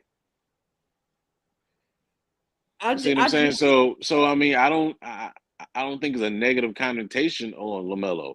I think that he comes out, he balls out, he's going to have just as much of a shot at Trae Young. Yeah. I noticed Bleacher Report. It was a little thing. I seen it on Instagram. I noticed that Bleacher Report put Anthony Edwards as small forward. I don't know what that's about because if they actually come out listing him as small forward this year, I don't see that man making the All-Star team, bro, or All NBA team. Not with a healthy Paul George and Kawhi Leonard. And then Wiggins, in that situation, I don't see him making it if they putting him at forward. And if they count LeBron James as one, and I'm missing somebody. Well, I mean, it is what it is. That's a setup waiting to happen. And I don't think that's right. Who's the great small forwards in the league? Technically, you got Kevin Durant, small forward. You got LeBron James. You got Kawhi Leonard. You got Paul George that plays forwards every now and then. Even though he's a guard, he plays forward. You got Jimmy Butler. You got Jason Tatum. Middleton. You got Chris Middleton. So, I mean, there's a lot of – you got DeMar DeRozan. He's technically a small forward. So, you got a lot of great small forwards in the league. It's just that if he's going to be listed as that, he got to go out there and compete and have a better season as them. That's not to say he will, but, he just got to go out there and compete as a young guy. That's all it is. I mean, that's all it is too. You got to go out there and compete. That's with anything. Go out there and compete. That's what he got to do. If he makes it, he makes it. If he don't, he don't. I don't hate Anthony Edwards in no way, but that was crazy. I was like, small forward. But you gotta realize too. You gotta realize too that Bleacher Report sometimes their information is a bit suspect. We all know Anthony Edwards is a 2 guard. So Yeah. I don't. Yeah. So I don't know. Sometimes Bleacher Report be suspect with their information. You gotta take them with a grain of salt because they'll come out with trade proposals and you be like, "What is this?" So Yeah. you gotta take them with a grain of salt sometimes. Yeah. Sometimes like usually what happens is when Bleacher Report they get their information from Woj or Shams, and then basically they are reported. That's usually how it goes. Yeah. I want to ask y'all something about what is his name? De'Aaron Fox, right? Yeah, I believe this is the best team he has had since he's been in. I was about to say San Antonio, Sacramento. Sacramento. Yeah, I Sorry. mean it is. It is. It is. However, do you think, regardless of what he does this year, that Sacramento should look into trading him since they got Davion Mitchell and they brought in somebody else I thought was a guard in this I year's mean, draft? But that's basically, they think about trading him because I think so. no, not right now. I mean, I wouldn't think about trading him until we go into the off season and they have a really bad year this year. That's when you think about if there was no growth and he made no progression, then I Mhm. would look to do that to trade him for assets. That's after this season because they have the opportunity to compete for the play-in. So if they don't make the play-in or they don't get to the playoffs through the play-in, then I would look to do that move. But right now, I'm not looking to do that. I wouldn't look to do that right now. I just I wouldn't be surprised if it came across the TV though that he got traded because it's just I'm looking at him and I'm looking at Tyrese Maxey and I'm seeing Maxey's growth and I'm like, okay, De'Aaron Fox, you got to do something. I You got to mean, prove. this is my thing too. He has not had anybody else in his team that can like a running mate with him. I mean, he just got that in the later half of the season last year with Sabonis at the trade deadline. So they didn't really have anything much to work with. I mean, don't be wrong. I like Tyrese Halliburton, but Tyrese Halliburton hasn't really came out and said. I mean, you see the potential in him, but he hasn't came out and he hasn't came out and established himself. Excuse me, like Lamelo or Anthony Edwards has right now. What I'm looking for from Tyrese. So I mean, so I don't see. So right now, basically, so I see why they traded him, even though don't like it. But I see why, especially since it was Davion Mitchell. And, I mean, I think he would be a great rotational piece off the bench for right now. He has to work on he has to work on his playmaking and his scoring. His defense is elite, and he's a decent 3-point You shooter. know But he what? has to work on playmaking and his offensive game or creating off the dribble more. When I'm looking forward, I'm gonna pay attention to Tyrese Halliburton this year. I don't care how much he scores, but I want to see this man make a All NBA team. I mean, defensive team. Excuse me. And I'm gonna be paying attention to his assist numbers. Sure. I think he can be a Well, taller. I think he get all NBA like third team. I know that boy Lonzo able for that first team though. What defensive team, right? Yeah. Yeah. Even with Davion, that's what I'm gonna pay attention to with Davion is his I don't defense. think he I don't think he'll get it because he I don't think I don't well he could probably get contention for. I don't think he'll get it because he won't be starting. Yeah, true. But I mean I think I think he'll definitely be I think he'll get it later on in his career most definitely. Yeah, yeah. Yeah, It's he'll grow into everything. Kind of like he reminds me. He's very similar to me. He's very similar to Marcus Smart. yeah. I hope. I just need him to have some better offense. Yeah, I mean that's the thing. Yeah. It's like He got he gotta smart. improve offensively. Josh, you don't like Halliburton? I mean, I'm not like. To me, I always tell people this when I'm on other panels when it comes to Halliburton. Yes, Halliburton can grow, but to me, at the same time, with him growing, Halliburton to me is, if not almost at his ceiling, at his ceiling. He reminds me of Kyle Kuzma just with defense and better playmaking skill. Really? Yeah, you sure? Yeah. Kyle Kuzma? I mean, I don't know about Kyle In the Kuzma. sense of that people was like, oh, Kyle Kuzma when he was playing with Lonzo, oh, he's not at his ceiling. You know, denying what they obviously seen in front of them. Because if I'm not mistaken, I believe Halliburton stayed in college for either 2 seasons or 3. I think it might have been 2, but it wouldn't surprise me if it was 3. But it was just like, you better be ready to come in and play and do what you need to do if you stayed in college for 4 years. Like, I feel that way about Abaji. I think I'm saying his name correctly with Cleveland. His numbers should be solid. You know, that don't mean he don't have to learn anything, but it's going to be disappointing to me if he's just not all around impactful for that Cleveland team, you know, when he gets his minutes on that team. But I'm expecting, you know how you expect guys they're going to have their troubles because it is a pro league, you know, learning the offense and the defensive rotations and stuff like that. But you still need to perform better than the guy that stayed in college for a year. And I don't care. Baseball is the only exception because of, you know, what they have to do.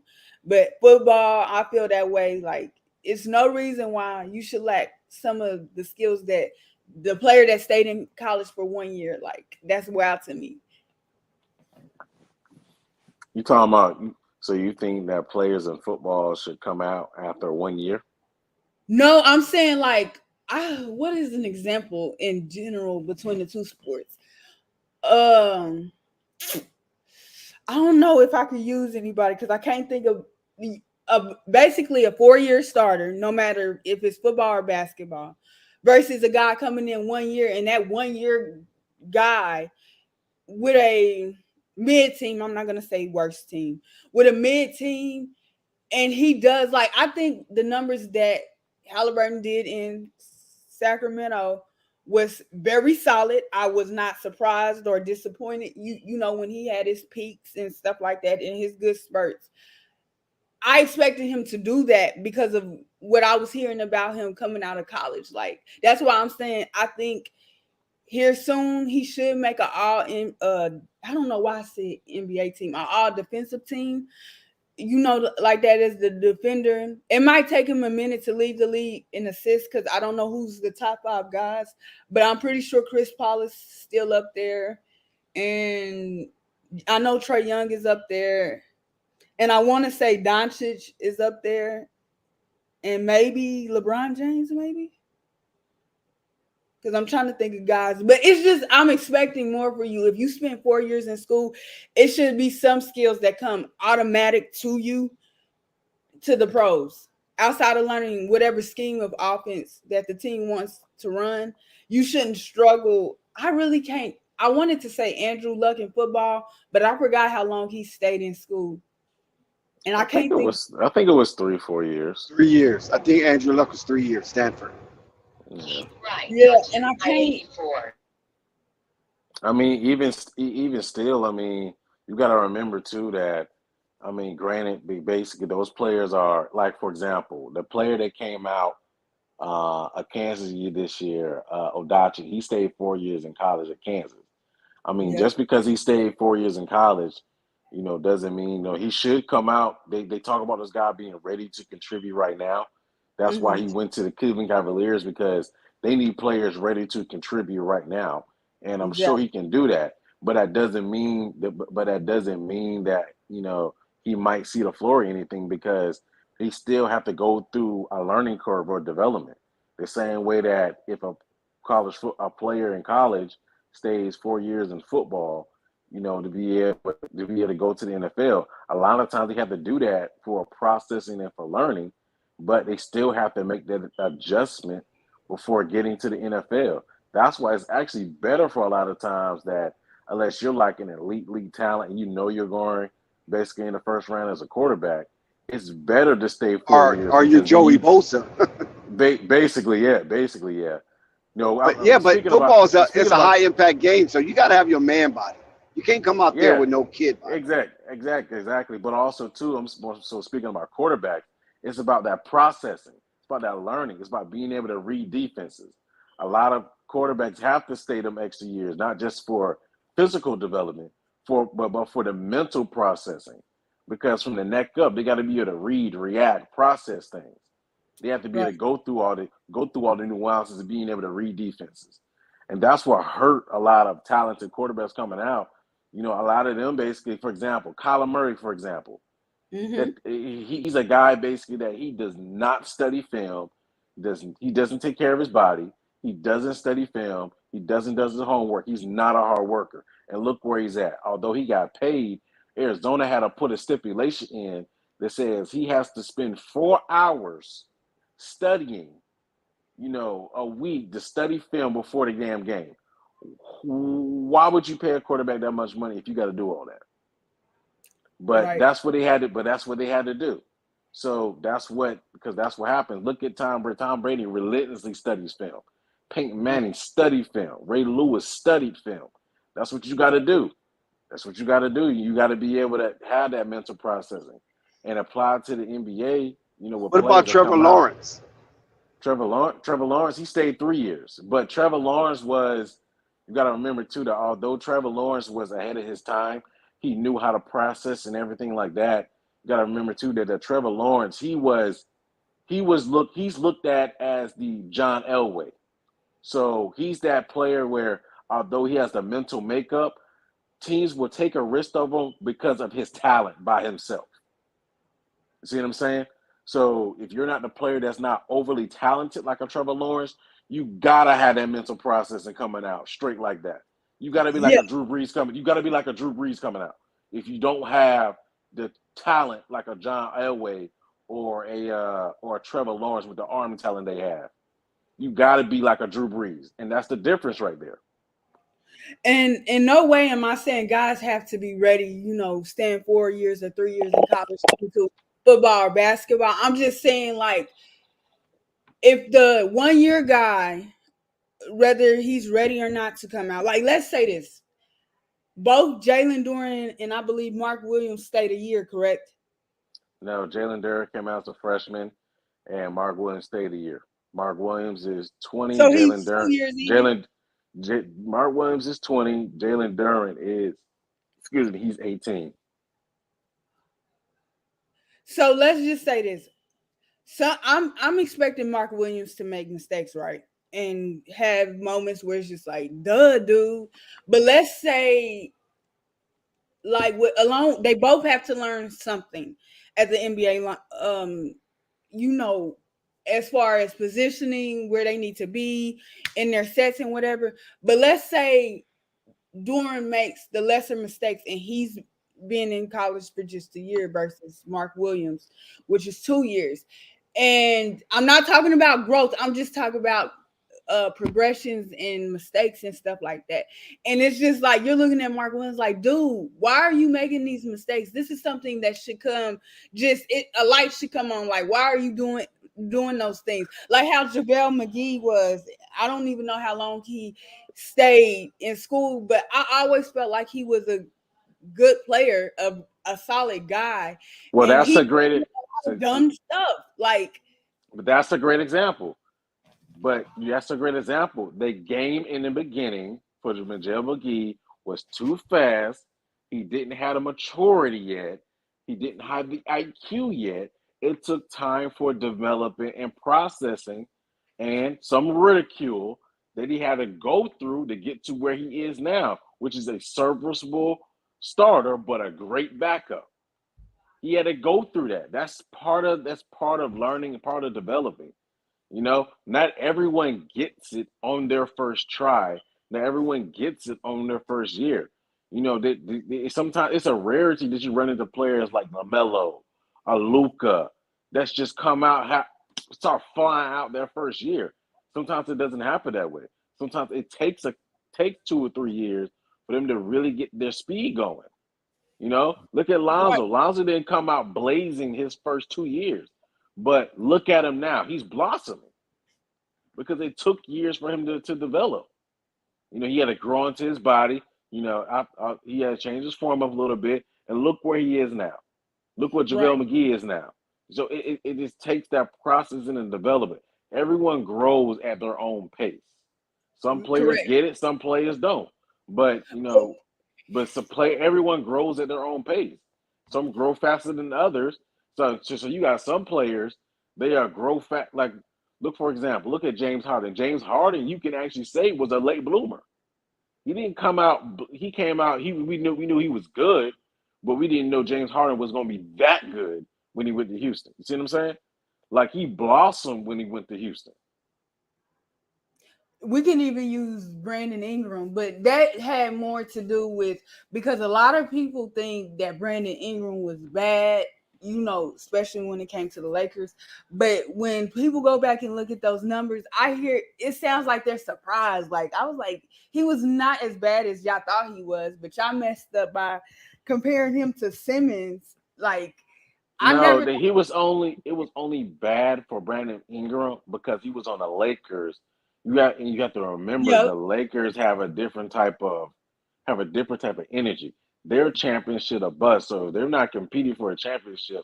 It's a losing season if they don't get to the championship or don't win because the Lakers is a different type of stratosphere when it Yep. comes to that. They don't, they don't go through what other teams like Oklahoma City go through because they don't really go through quote unquote rebuilds. If it is, they'll go through a rebuild for a year and then they'll re-up on basically veteran players that's ready to compete right now. So Mhm. that's what they did with the young guys when LeBron came there. Personally, I feel like they should have stayed with the young guys and let them develop, but that was the move they wanted to make. But when LeBron James came there, they moved off of them to get Anthony Davis in. That was history, Yeah, like, you and I know? knew that they was more in the win now mode always, no matter what. They just needed that superstar. But it's just, Brandon Ingram just popped when he got to New Orleans, but I don't know why people act like his time in LA was all bad. Like that's just drives me nuts. Like I was like, he wasn't playing as bad as you thought he was. He was always a very solid player, that was taking time to develop. And I'm seeing Jaylen Brown, a guy that's recently in the news, he's getting that same energy. And I don't think people realize he wasn't an offensive guy like that coming out. His thing was defense. And he has slowly grown as a offensive player, and he still got some growing to do. But he's not a bad player to me. But because he was mentioned in the trade, a proposed trade with Kevin Durant, all of a sudden he's ass and all that other stuff. Like that's disrespectful. And him and Tatum, are two very different style of players. Like I think Tatum is more of the Paul George. It's just that Paul George's defense is better. But I'm thinking like offensively, like he could be better than Paul George if he was more consistent. But Brown is like a Butler, a Kawhi. Guys that's defensive and whatever. Ooh.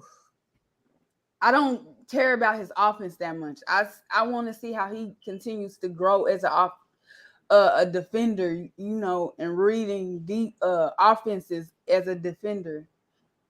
His anticipation skills and stuff like that.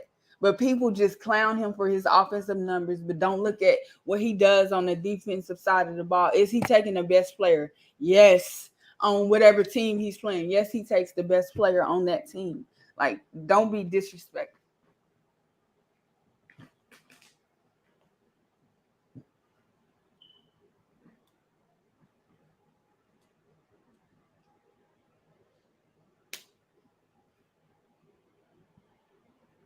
So, Purple Baby, let me ask you. So, what do you think? Who's your top six teams in the East?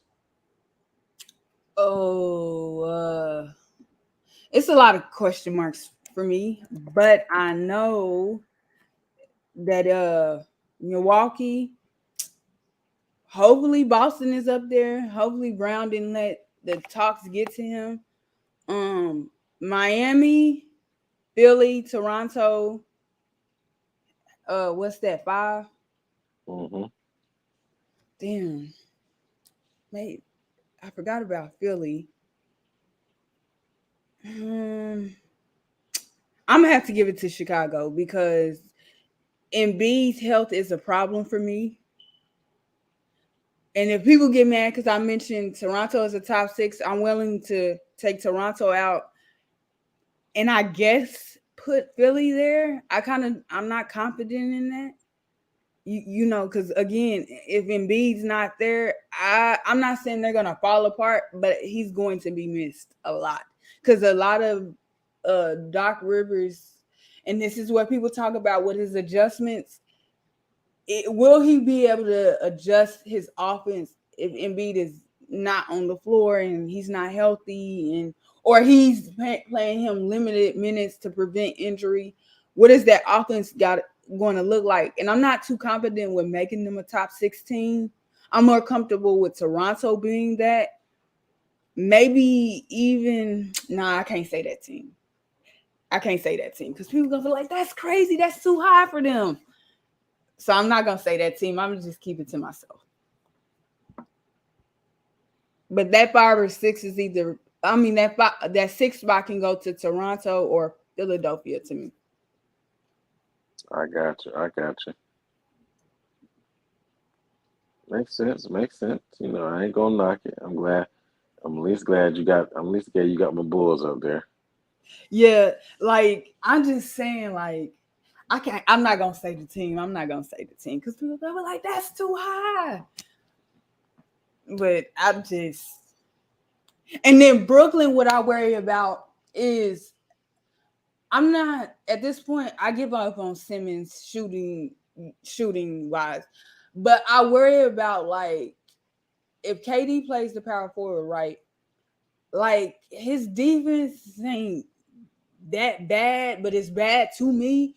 Like Simmons, he needs the space. That's part of the reason why him and Embiid didn't work. So if you go a really traditional guy that can't really shoot away from the basket or distance for that matter, like they might have to do that's not small ball to me, but a small ball to where KD's at the 5, which I think is terrible at 33 years old. But they're gonna have to do something like that in order to get space.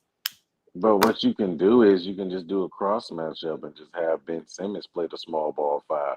He plays the center on defense and plays the point on offense. Yeah, and that's true. And I thought about that, but every time I mention that, no, Simmons is a point guard. I'm like, that man needs to change. Be like LeBron James. You can play he can be like power forward spot. You don't have to be a point guard. I think that's ridiculous. I wouldn't say LeBron. I would say more so like Draymond Green. Good example. He can definitely do that. You know, you could definitely do that. I mean, he doesn't technically have to switch his position. I mean, he can still bring the ball up the court. He can still allow Kyrie and them to bring the ball up the court. He can still do the things he want to do. Just on defense, he just guards. He just plays the 5. You know, so that's just what it is. And I think it actually worked great. Especially when you got Ben Simmons, you got Kyrie, you got Joe Harris, you got Kevin Durant, and you got another, let's say, another 3-and-D guy that you can throw on there. Then boom, well, they still got Steph Curry, but you can throw on another 3-and-D wing guy, basically just to help out on defense. I can shoot 3. That's it. And to Thunder's point, if I remember correctly, as far as spacing, let's say net spacing is just 10 times better, which is kind of disrespectful. Then when he was on Philly, I'm just saying the logical, which means you're gonna have to make sure you keep a body on the other guys, mainly the shooters. But at the same time, I see a place where, like a Boston, that has the ability to switch everything to where that's not really a flex. Like I think about teams like, even if they play a team like the Clippers that have the advantage to switch with multiple guys, like once they do that switch and you have a traditional big in there, you know, what is Simmons going to do? Like I think it's possible, if anything. You need to make the adjustment. Doc.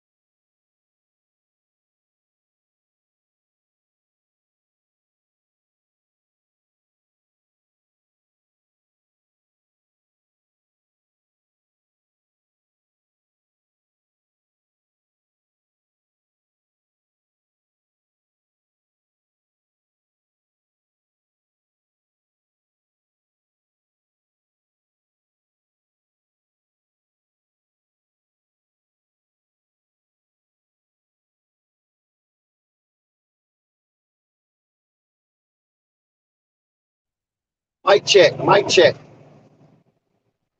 Can anybody hear me? We have a technical difficulty.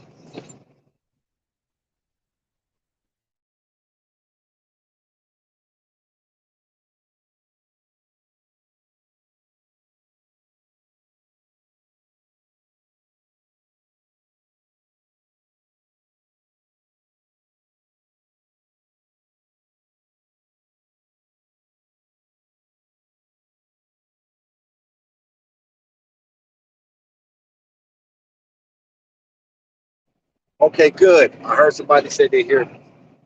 That's perfect. Yeah, I don't know, man. Something happened with the stream, and it all just got put out. I don't know. Maybe something to do with Wi-Fi. But I just want to share with everybody while the chat is is in a battle royal that shout out to Flight Sports TV, the machine, the voice of the voiceless, the people's champ, hottest shit in the streets. We got a chat like none other, especially when FYF get down there and stirring up stuff. We all know FYF is a rebel rouser. Shout out to Thunder. Shout out to Slack. Shout out to Angel Blue. Shout out to Basil Carpenter Jr., our number one financial supporter. And that says a lot here at Flight Sports TV. Because it just shows that how Basil appreciates the content we bring every day to his region. He knows at that part of the night when he chimes in, Light Sports TV will be up and running, and the cacophony in the chat will be crazy. And sometimes the pestilence on the panel will be heroic. And Light Sports himself put out his solo videos giving you up-to-date content, inside information, and his perspective on various aspects of NBA, NFL, boxing, lifestyle. It'd be nice if Light was to do a little baseball because he got the type of voice that baseball fans would love to hear. Shout out to Testing 123. Shout out to Slim Can Hoop, most definitely. He's one of our illustrious panel members. Whenever you get the opportunity, shout out to CW Bed-Stuy, Brooklyn Stand Up.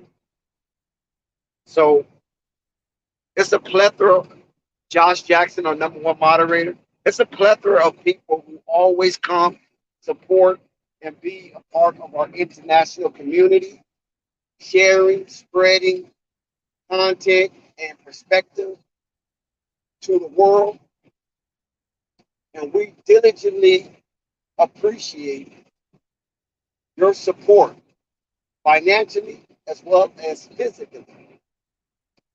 And we know you're not physical, but you're physically present when you are engaging in the chat or parading on the panel. That's a physical presence through this medium called YouTube. We appreciate that to the fullest.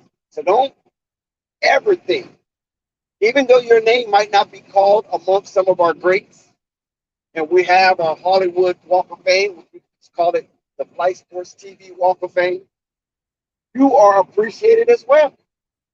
Because there's a lot of people that come to Flight and, they come in, they peekaboo, we call it peekaboo.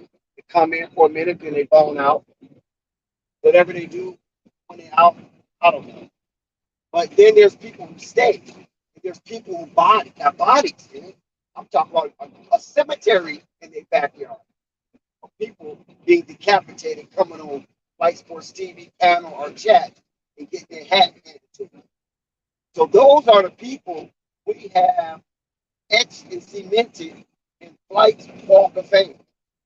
And on this block, Light Sports TV, they are legendary and to some degree iconic. We have an array of guests of different types representing different genre of sports or music. We have a tight-knit connection to a lot of content creators like the Ball Effects of the world, the AB Heroes of the world, and as you can see, the Rebel Rouser himself, FYF of the world. Content creators like the Murdochs, like the Rays, content creators like Marvin Perspectives. We have content creators like Rico and Nico. They're not brothers, but they seem like they could be brothers. The Dave James of the world, content creator. Dante's, content creators. So there's a lot going on here at Flight Sports TV, and we just appreciate everybody. At least, most definitely, I do, and I know Flight do as well. Most definitely. Flight has had on numerous occasions how we appreciate and love those who engage with us at Flight Sports TV, and those who watching and just watching from afar and just trying to get through life every day with some of the antics and some of the perspectives on Flight Sports TV. So shout out to all y'all as well. You're deeply ingratiated with the family and the international community of Flight Sports TV. So we consider ourselves brotherins and sisterins. Shout out to the Jessicas of the world. Shout out to the Purple Babies of the world.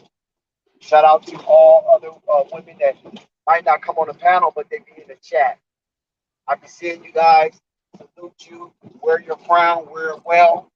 You know what I'm saying? Do not take out any jury and do not accept the crown without it. Because you put him in this position. So definitely want to extend our level of appreciation for you. If you don't get it nowhere else, you can get it here at Flight Sports TV. You're definitely recognized. And this is why Flight Sports TV is considered the voice of the voice. No, that's facts. We appreciate it, Dex. We appreciate all the people's support, man. We can't do nothing without the people, man. We appreciate all y'all in the chat, everybody that The other comes up. thing that we can look at that when we take a look at all of the sporting of basketball and those amongst the elite of the basketball fraternity. There's three layers of elite, and that's first NBA, second NBA, and third NBA. If you can place yourself based on your play in one of those tiers of NBA eliteness, then shout out to you because it's not easy. I know sometimes it could be political because it happened to Klay Thompson before. The politics reared its ugly head, and Klay Thompson was denied, I believe, $35 million on a max contract based on the media not voting him in one of the tiers of all NBA, disqualifying him as a supermax player. But nonetheless, he did receive a max contract. He's one of those Golden State players who has one. I believe it's 4. I know it's 3 for sure. He has 4 because one got traded. One max player got traded. That was Andrew Wiggins. He got traded into their phone. So he came over. And this team ends up winning a championship. So championships in the NBA are becoming real expensive. When you have a team like the Golden State Warriors having 4 max players, and 4 of those max players playing consistent.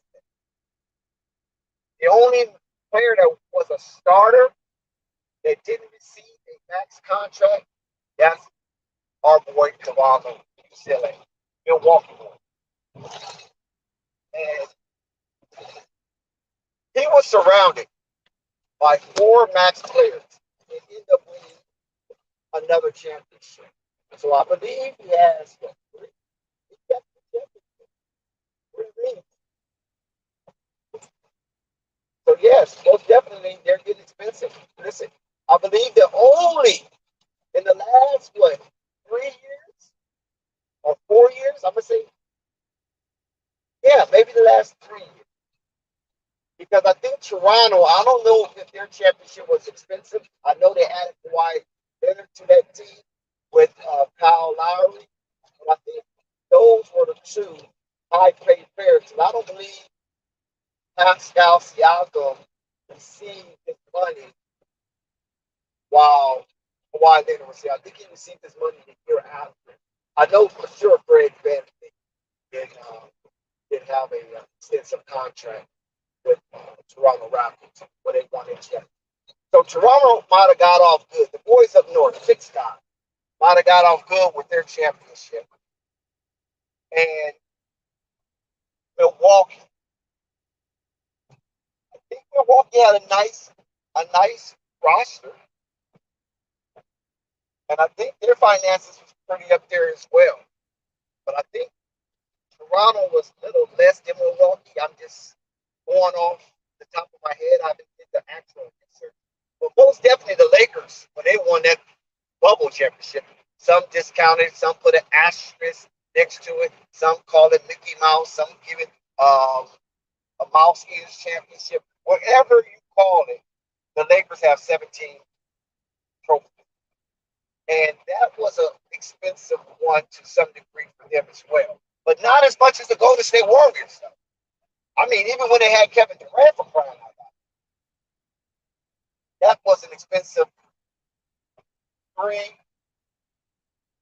attempts with 2 wins. They won 2 out of 3 of those championships for Kevin Durant. The last one being injury riddle, him and Klay Thompson. So it still was expensive to win it, and it was definitely expensive when he lost it. So it seemed like to me the Adam Silver era of basketball seemed to be perceived. The Adam Silver NBA is becoming very expensive to win a championship. And that's something that we might have to look at going forward as teams acquire certain talent to get them over the hump. It seems like these agents are out here hijacking the movement and costing us some really good basketball based on the numbers that Golden State have put up there to win a championship. So let's figure this out somehow, some way, where maybe the bottom line number of winning a championship and putting talent together and augmenting that talent to a championship type pedigree wouldn't be so expensive. Because the more they pay the talent, keep in mind, guys, the more you have to pay for ticketing, parking, and vendoring, and things of that nature. So something has to give here, because this is like gas is getting high, so is entertainment. Entertainment is following suit with the gas prices. We're just being gouged from all over. But that's what it is in the NBA. And I don't know if any help is coming soon when it comes to the NBA giving us some type of financial relief to come and view this entertainment. Because the NBA get a whole lot of endorsement money from advertising from these major networks. And maybe they should consider some of us small guys when it comes to ticket pricing and merch and things of that nature, or even just eating at the because a lot of these NBA games, you spending like $90 just for food, especially if you take a date or if you bring. Oh, don't talk about the kids now. You bring them little crumb snatchers with you. Oh my God, they can't stop asking for stuff, and you might end up spending about $140 just on snacks alone, because that's all they have. Their snacks. I mean, unless you go into the pavilions and get your fine dining, but you're not doing that with the kids. That's the absolute no-no. It's a fine dining, some popcorn, hot dogs, some milk candy. Sit your little ass down.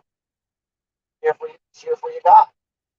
You know? But if you take out a girl to one of these games and you get some nice seats, you're going to want to go to some fine dining if they have that at the arena. What most arenas does. And that's going to cost you a pretty big. So, like I said, you got to blame it on a lot of these agents, because these agents understand what the CBA is all about, and they understand the revenue aspect of the NBA, where everything is so freaking expensive. These NBA advertising, they charge so much for these the television rights and things of that nature. But yet, they're not coming down on the prices. And when you go inside these arenas, you see advertising everywhere. Everywhere you look, some form of advertising. It's almost like being in Las Vegas. Everywhere you go, you see slot machine. You see a slot machine in Las Vegas in the jailhouse. Now how is that so? Here you is getting bailed out of jail. You walking down the corridors, getting to the exit, and there's a slot machine. They got slot machines at the laundromat. You over there trying to wash your clothes, and you look to the left, you look to the right, there's a slot machine, you go play the slot machine, now you can't finish washing your clothes because you're broke. You got to take the clothes home wet. Paint dry. Yeah, that's Vegas for you. So yeah, something got to give, right? Something got to give with all of the inflation that's going on around us. Everything is going up. Isn't that so funny? Everything going up except our pay, and they expect you to pay it. I'm talking about rent. I'm talking about interest rates. Everything's going up except for pay. But you can't tell them, oh man, I don't have it right here. So quick, they have no mercy for you. So some got to give sooner or later when it comes to these sporting events, and this is why it's so good for channels like Flight Sports TV to bring some relief. And like I say, there's no fee for membership. Just log on and engage. But every now and then, hey man, get the cash out there. Show some appreciation. We ain't saying you do it every day. Every now and then, show the appreciation. Get the cash out. We out here, got boots on the ground in more than what, 12 states, I believe. Got boots on the ground, giving us info of what's going on, keeping us abreast and up to date, and not waiting on old media to give us what's next. Feel me? Because even though whatever town you live in, you're going to have a periodical that's going to be attached to that team, regardless of the sport, whether it's football, baseball, basketball, hockey, even volleyball. There's going to be some type of information coming out that's the telemetry for the sports that you enjoy. And by us having different people with boots on the ground in those states, and they come up to our panel, they share that information with us. And we are delighted to have them share that information because we're hoping that we have it. And I'm talking about the 48, and then you got Alaska, and you got Puerto Rico. Yeah, we're about to get up out of here. Hawaii. Yeah, we're about to get up out of here. Yeah, we're about to get up out of here.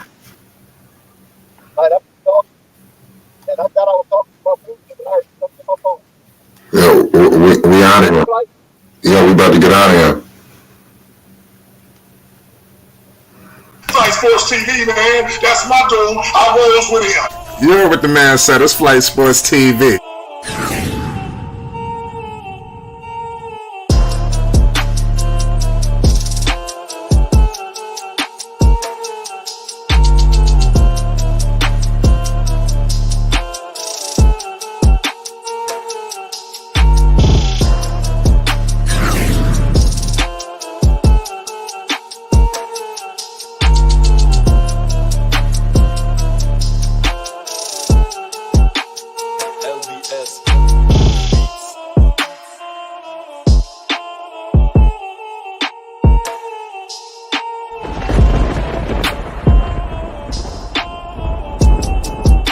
Like I said, Flight Sports.